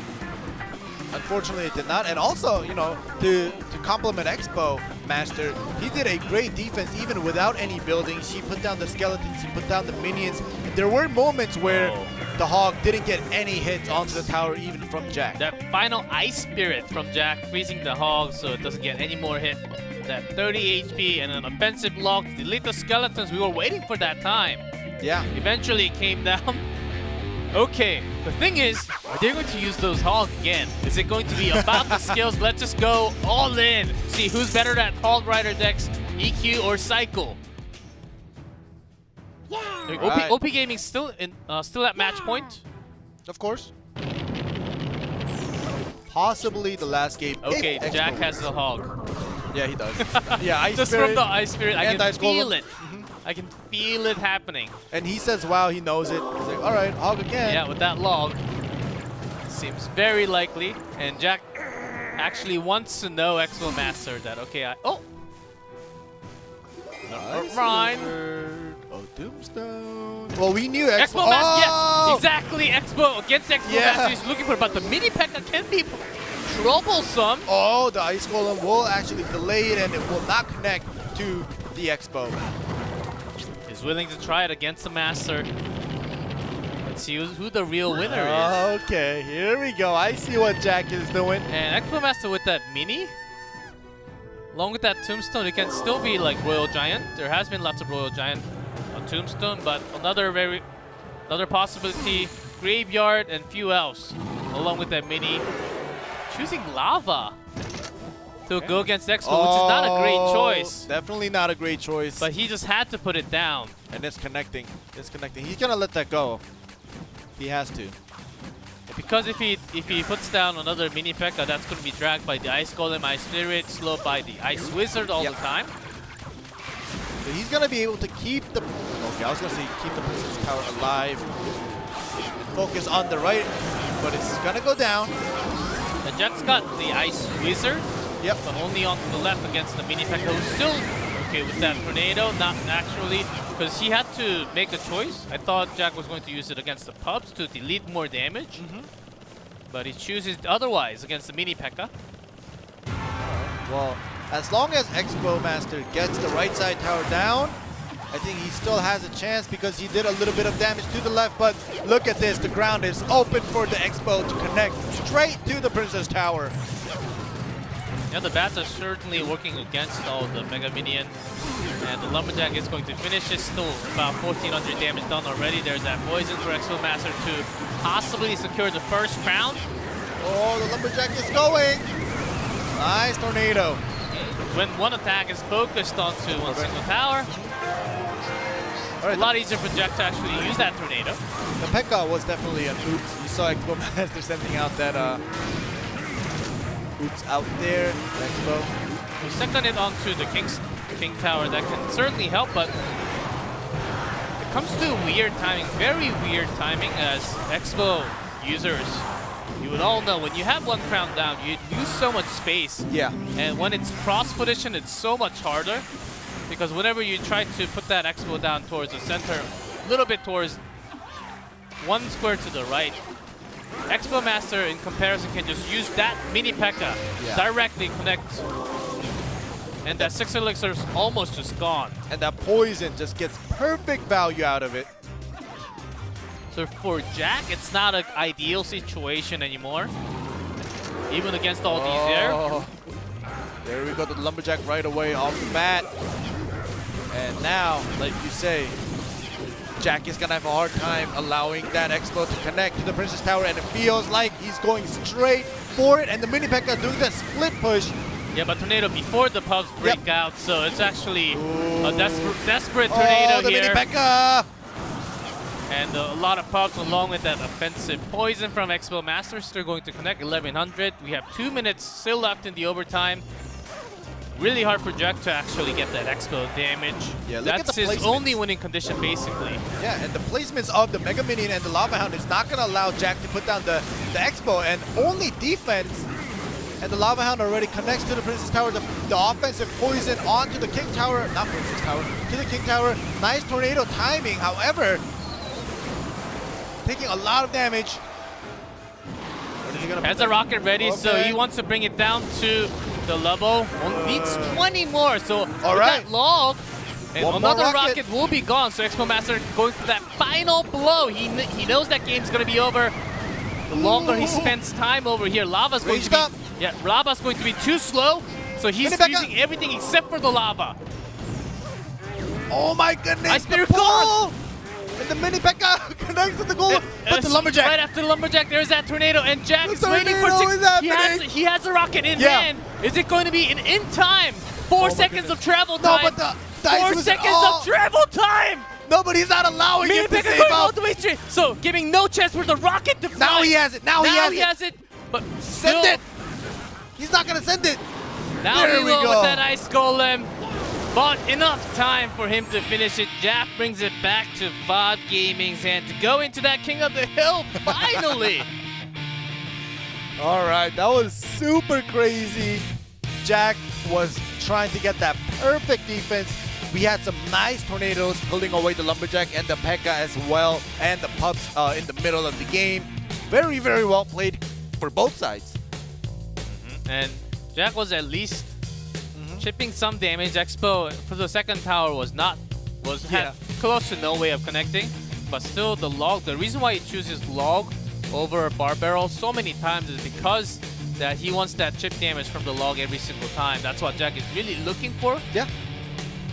And oftentimes cycle decks, when you have that constant chip damage over time, it helps so much for you to close it up.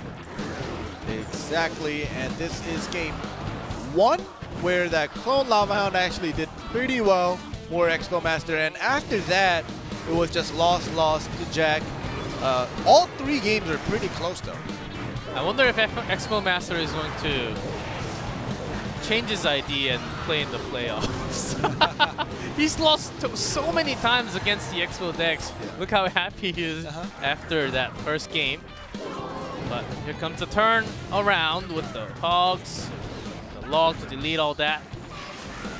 Yeah, so this was the hog mirror, but you know, Jack had the cannon, Expo Master had the Earthquake, EQ. Earthquake and the minion instead. This one was pretty close, 30 damage, But right? every single time there were some small things that were lining up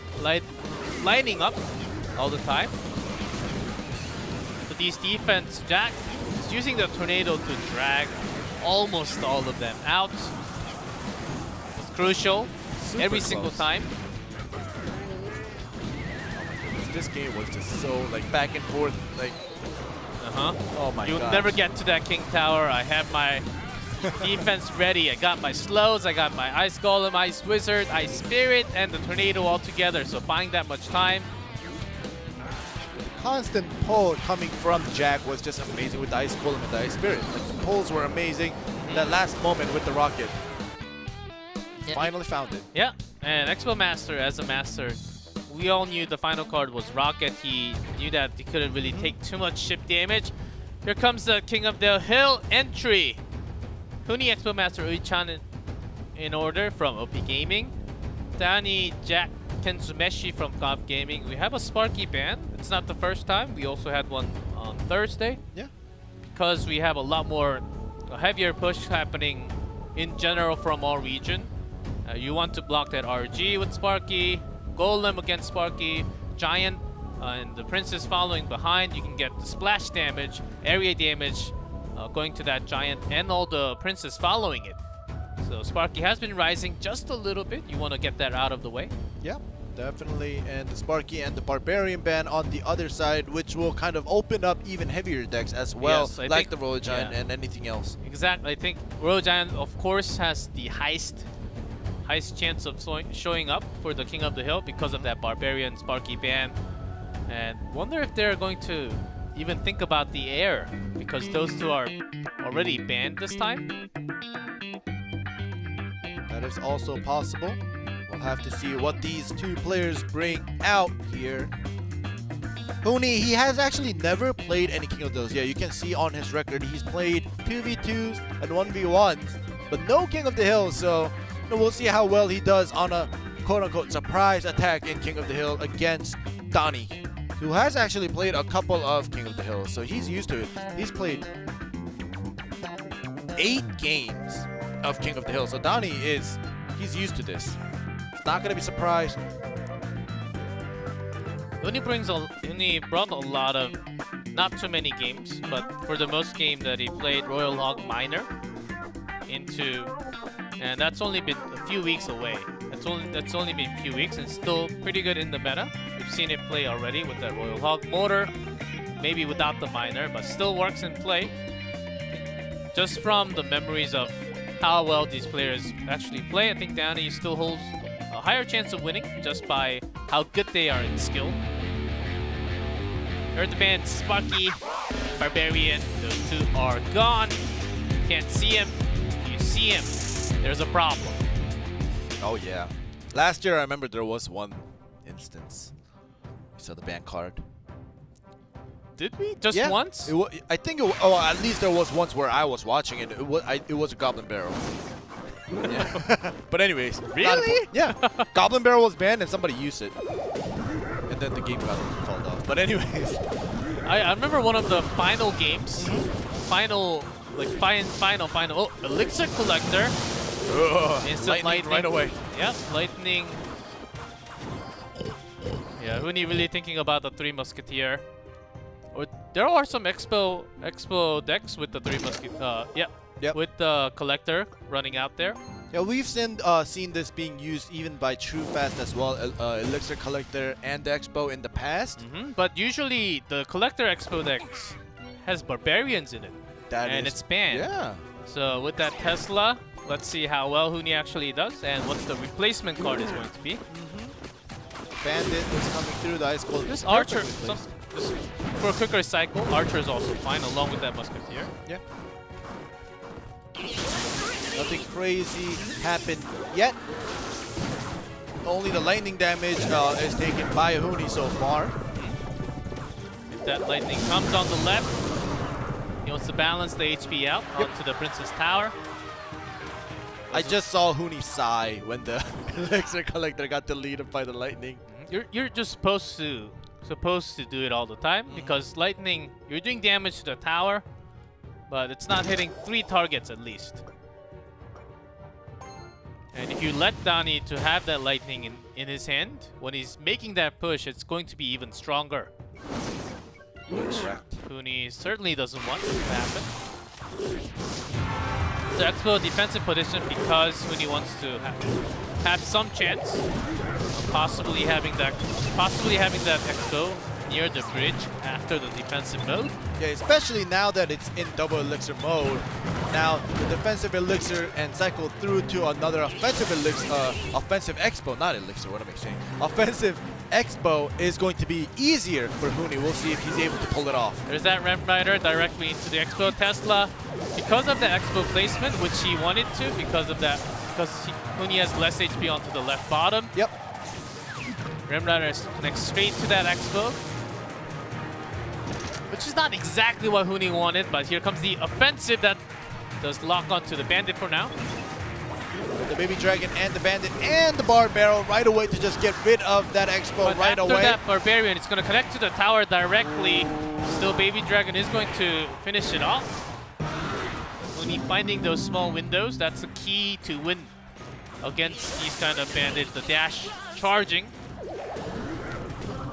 But it just seems like Donnie is just so well prepared to go up against an Expo deck. He's so used to it. He knows what to put down. He has the perfect cycle that he wants to counter this Expo. These kind of dash charging Hog Rider, Ram Rider, Bandit against an Expo.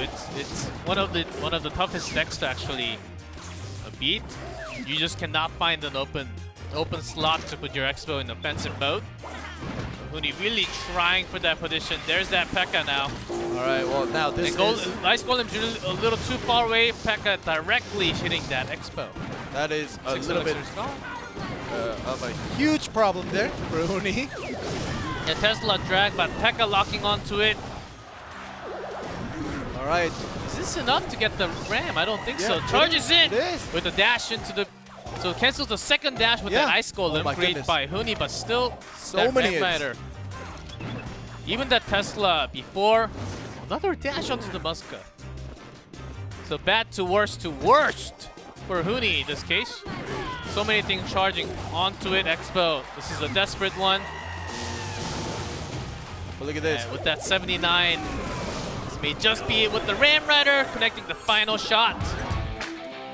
Alright, it was a great choice for Donnie to allow that Expo on the left just to connect. Look at him.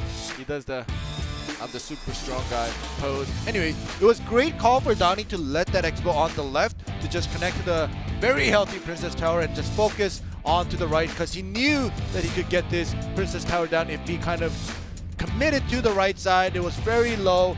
The early lightning damage definitely helped out Donnie to have an easier time to finish this game. For sure. This is not the time. This is not the meta where you can actually win over the deck choice with an Expo. It's going to be really tough. Even that Tesla, if it was towards one more towards the center, I think Huni could have done a little better defense. Canceling the second dash from the Bandit was huge, but already Ram was locked onto it, and Danny just knew everything about that Tesla Expo deck.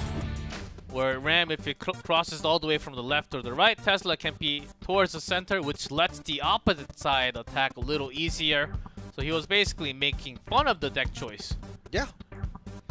And now we have Expo Master back on the stand to go up against Donnie.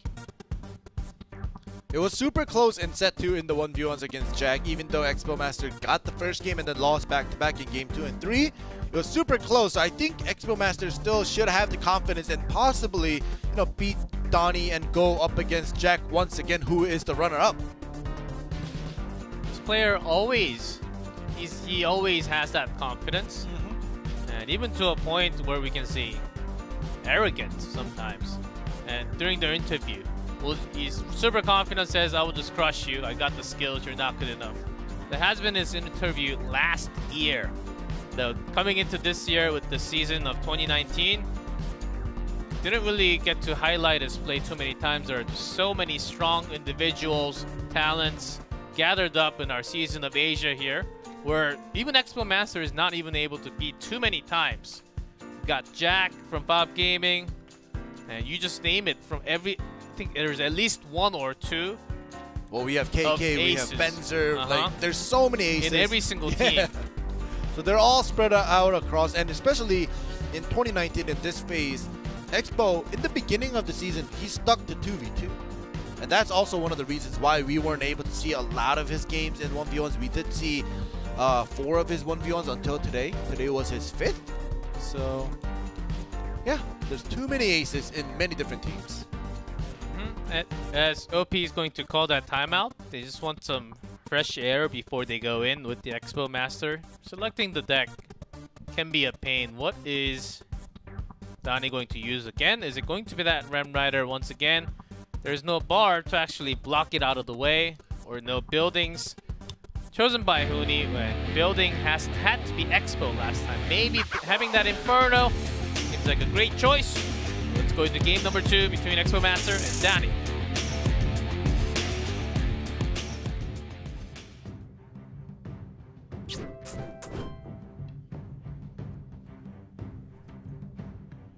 Alright. The leak is happening.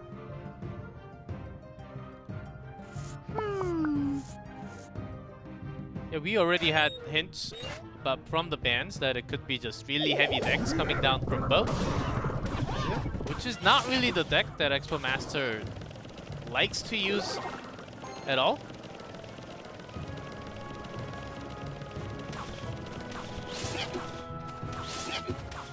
And no real defense.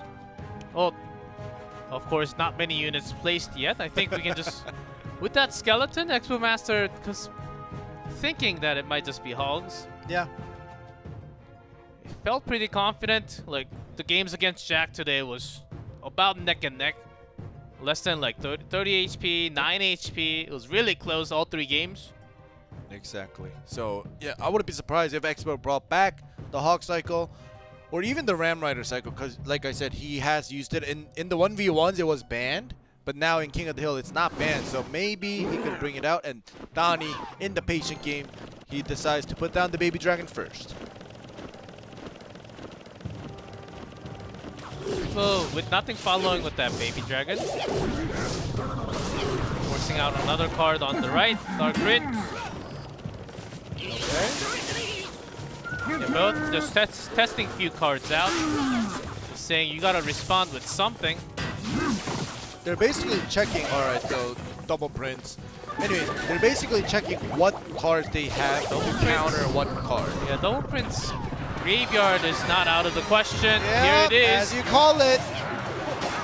And the skeletons are gonna connect. And Lumberjack is not on that graveyard.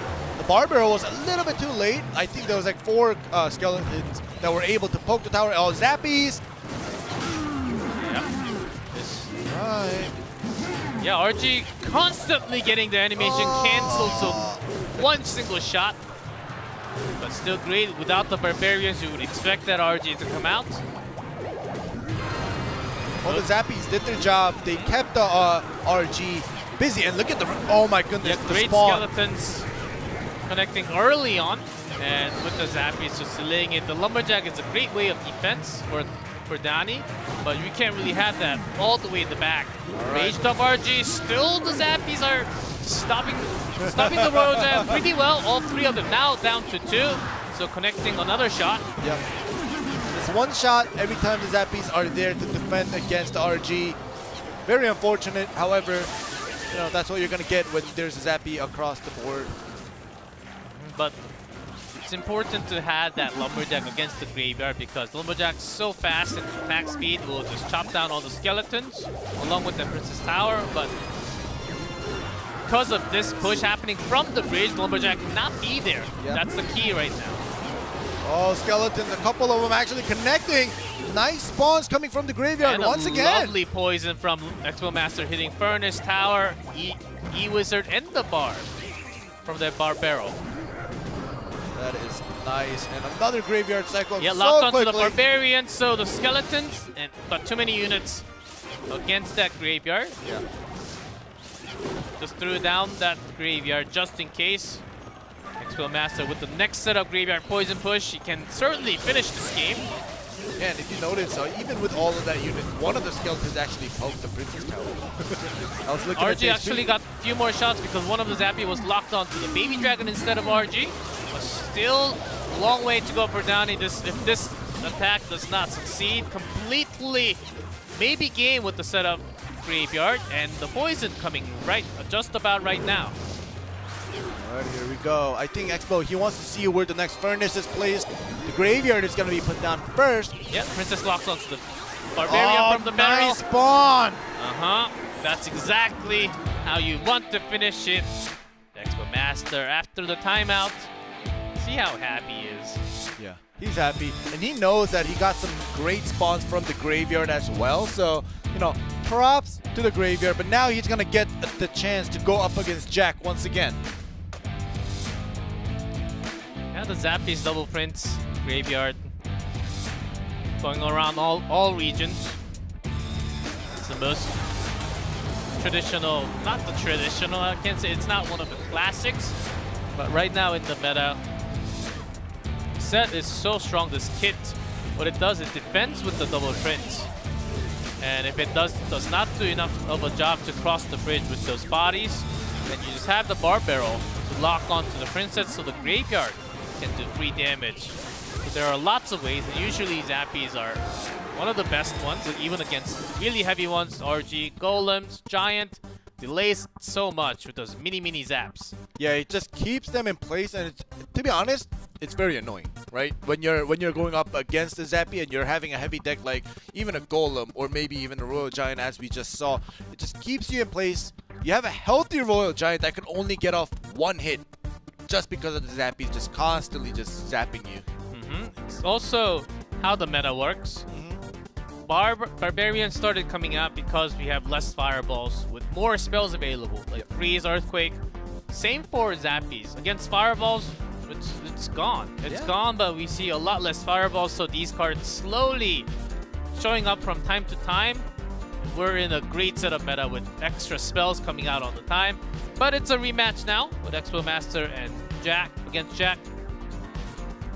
Expecting a lot of hogs, but different bands. We have Ram Riders and also Inferno Tower this time.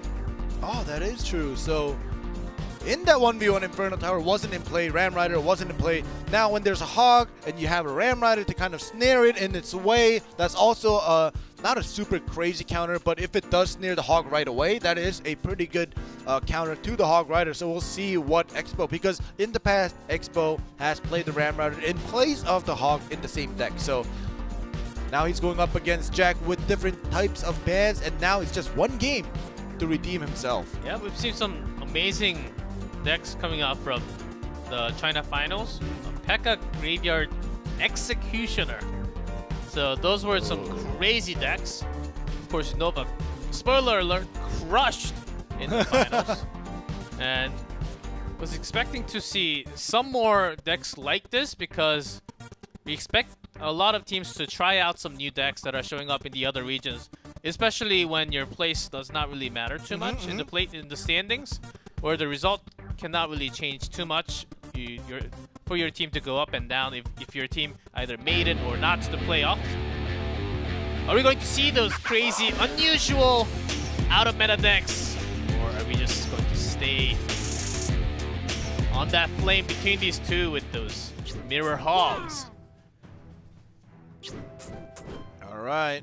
I'm ready for another extremely close, well-skilled match. It was funny. Maximum amount of emotes. Yeah. If you got it, I got it too. It always comes down to that fire one. Yeah. I love the Hog. Oh my god. That's one of the first. That's one of the first emotes I actually bought. Still use them. Yeah, I still do. I still have it in my quick emote hotkey. They should start making decks for emotes. Yeah, we should really have that. We have too many emotes nowadays. Yeah, we only have one set. Of course, when you go, you can press the arrow on the side and let you access everything. But it takes too long. Yeah, I know. You just want to have custom-made emote sections for decks. Are you listening, Supercell? Are you listening, Supercell? They're screaming out for extra slots on emotes. Yes. Ah! We want emote decks, okay? Emote slots. Oh my gosh. All right, well, obviously we're gonna just be waiting. That Hog is nasty. Okay, within that emote fight, Jack, without noticing, zapped. He's winning. He did the first cheater type of deck. No, I can't. Of course, just kidding about it. Maybe they're just thinking about one big push, and even if they don't have like a golem, when it came down to like a final minutes, we've had a game last Thursday, I believe, where it just came down to the final like 15 seconds. Never mind Lava and the push of the Valkyrie. And the Hogs are going to, it seems very likely that the Hog will follow. Maybe just not in the first starting hand, but the freeze! Oh my goodness! 1-2, but it actually locks onto the guards. Perfect! Great for Expo Master. That rage is already gone for Cannon Cart coming through as well. It's gonna lock onto the Princess Tower and with the clone. So in terms of damage, the balloon is going to finish that bottom right. Yeah. But clone may not. Oh gosh. Okay, it's really slow of what it can do. Wow. And the tornado there, perfect. And the freeze. Yeah, nice defensive freeze with 18 seconds. I believe that's about it. Yeah, Expo Master just understanding what's happening and just knowing that, okay, it's going to be real hard for me to come back, and there's no way of coming back here. Jack is just going to take it just like that. Well, with the freeze, we thought, okay, is it just going to be the Hog? Yeah. It was actually the Lumberjack after the raids. Is it going to be the Hog once again? No, it was the balloon. Wow. So nice setup, a strategical attack coming down from Jack, really making fun of the opponent's mindset here. Yeah, and you know, even before the Lumberjack, when the Valkyrie is put down, you know, usually you have the Valkyrie and then you have the Hog Rider push the Valkyrie straight into the Princess Tower fast to get the maximum amount of damage. And we were both thinking the same thing until we saw the freeze come in. Jack basically fooled everyone. Yeah. With that freeze. Oh my goodness. And along with that balloon, using that rage just made perfect sense. And in response, Expo Master had that clone with the pubs, but great Zap to delete all the cloned pubs first, and then the real lava does not really do too much damage, only 45 at a time. Even the pubs not really connecting. Great defensive tornado, and that moment we all know who was going to take that game. Yeah, and Jack just wanted to be safe. He used a defensive freeze because they both know that it was just a one-push game, and Jack already got the Princess Tower down. He just had to make sure that his Princess Tower didn't go down, and that was a very surprising game for both sides with the cannon card as well. And now we have Uichan. He is the last member up for OP.GAMING. Mentioned cannon card, we've seen it a few times, very few times. Yeah, along with that Royal Giant, sometimes when the Mega Minion was banned, we've seen that cannon card coming in with that RG Tomb deck, I believe. Oh yeah. Uichan is actually, this is his first time ever. Yeah, it is. Playing that 1v1. Alright, well, we'll see how well he does. He hasn't played any 1v1s or just King of the Hill, so no 1v1 games, period, this season. This is his first before they go into the playoffs. And he goes up against one of the strongest opponent in the league. It's going to be Jack still, Sparky, Barbarian. Those bans remain for the entire King of the Hill. Could be the final one. OP.GAMING on a match point, game 4. Yeah, the emotes. Alright. Uichan loves, back in the day, last year, even the year before, he loved all the heavy pushes. Now straight balloon to take out the furnace. Getting one drop. Alright. Well, as you talk about Uichan's last year's preferences, we do see the furnace and the Ewis, so possibly a Royal Giant coming out, probably even with the Barbarian ban. Maybe his overall 1v1 playstyle hasn't changed too much. Yeah, with the furnace and the set of cards we see, I think you're right on the money there. We've seen some other furnace certainly coming out. Even in the graveyard deck sometimes, but which are we? Just going back to Uichan's old favorite, the Rocky, the big Rocky Golem. Alright, well, we do see the Prince in the back as well. Poison will do some chip damage. Yeah, with the giant skeleton balloon, Jack might be the one having some more surprises. Yeah. Lumberjack will. Oh, the bar barrel didn't catch. The Lumberjack is still gonna go down. Oh, that giant snowball actually. Well, it didn't really matter. The skeleton from the tombstone actually was going to clear it without using that snowball. Jack had some extra elixirs to throw down. Yep. If you notice, Jack has taken some damage to his Princess Tower. For now, nothing has happened. It is just a Prince Giant, just with the Witch in the back. So I was wrong about my Royal Giant. It was just a Giant, not a Royal one. Yeah, with the Witch. Yeah. Can be Oh, tough. look at this. Can be tough, but following the cycle can be tougher. Yeah, with that Rage Balloon. Oh, he wants that to connect, and it won't get a drop, but the death damage will connect. Still more damage done from Uichan. All over. Because that furnace will be dragging that balloon all the time. And the Witch actually is a great unit to go against the Lumberjack. All those skeletons will buy so much time. Yep. And even against a giant skeleton as well. Okay, this is a gigantic one. It Stun's is. not connected to the balloon. And the Ewis, it goes down so quickly. Furnace is also gone. It's raised up. It's raised up. Gets a drop. Just before it goes down. And the Witch can act just like this, slowing the giant skeleton, slowing the Lumberjack. It's actually a big advantage for Uichan here. Look at all the skeletons stacking up. Here we go. It's going through. And because of that Mega Minion placement, the Witch actually gets caught by the death damage. So good news for Jack. A great placement. All right, we do have the Prince down there for the Lumberjack. And a Furnace just in time so that Mega Minion can finish off that balloon. And the Prince actually connects to the top left right now. Gets 2 pokes with the dash. 825 left. Uichan doing very well on both sides, just going back and forth, doing the damage. Yeah, the amount of skeletons coming out from the Witch is making such a difficult time for Jack to actually have a big push. And Uichan certainly keeping up with that Furnace, but this time with the Lumberjack right at the center. No more balloons coming down at the moment. All right, this time around, he's focusing a little bit to the left, and the poison damage will go in as well. The Giant is pretty healthy. The Mega Minion and the Lumberjack will be good enough. I think one punch. Yeah. Oh. And that's going to be enough for the next poison to come down, as Uichan's on the last duty to defend this balloon with the raged up. But with that fireball not catching the E-Wiz, it's going to be a perfect one. Even without the death damage, there's that final poison to lock it. We are going to that final game of King of the Hill. All right, so Uichan very clean. He definitely knew what he was doing. He was confident.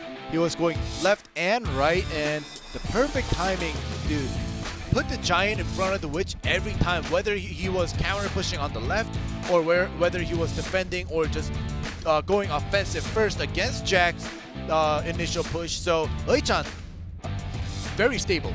So in this meta, what Witch actually does with the skeletons, we've been saying a couple of times within the match, within the game, but it makes it really hard for the opponent against the Witch to time your Lumberjack along with the balloon, because depending on how many skeletons and the giant skeleton that you have will be delayed. Yeah. And the time you want to drop that rage from the Lumberjack, it might be delayed, it might be at the perfect time, so it's really hard to calculate when to place that balloon down for your own.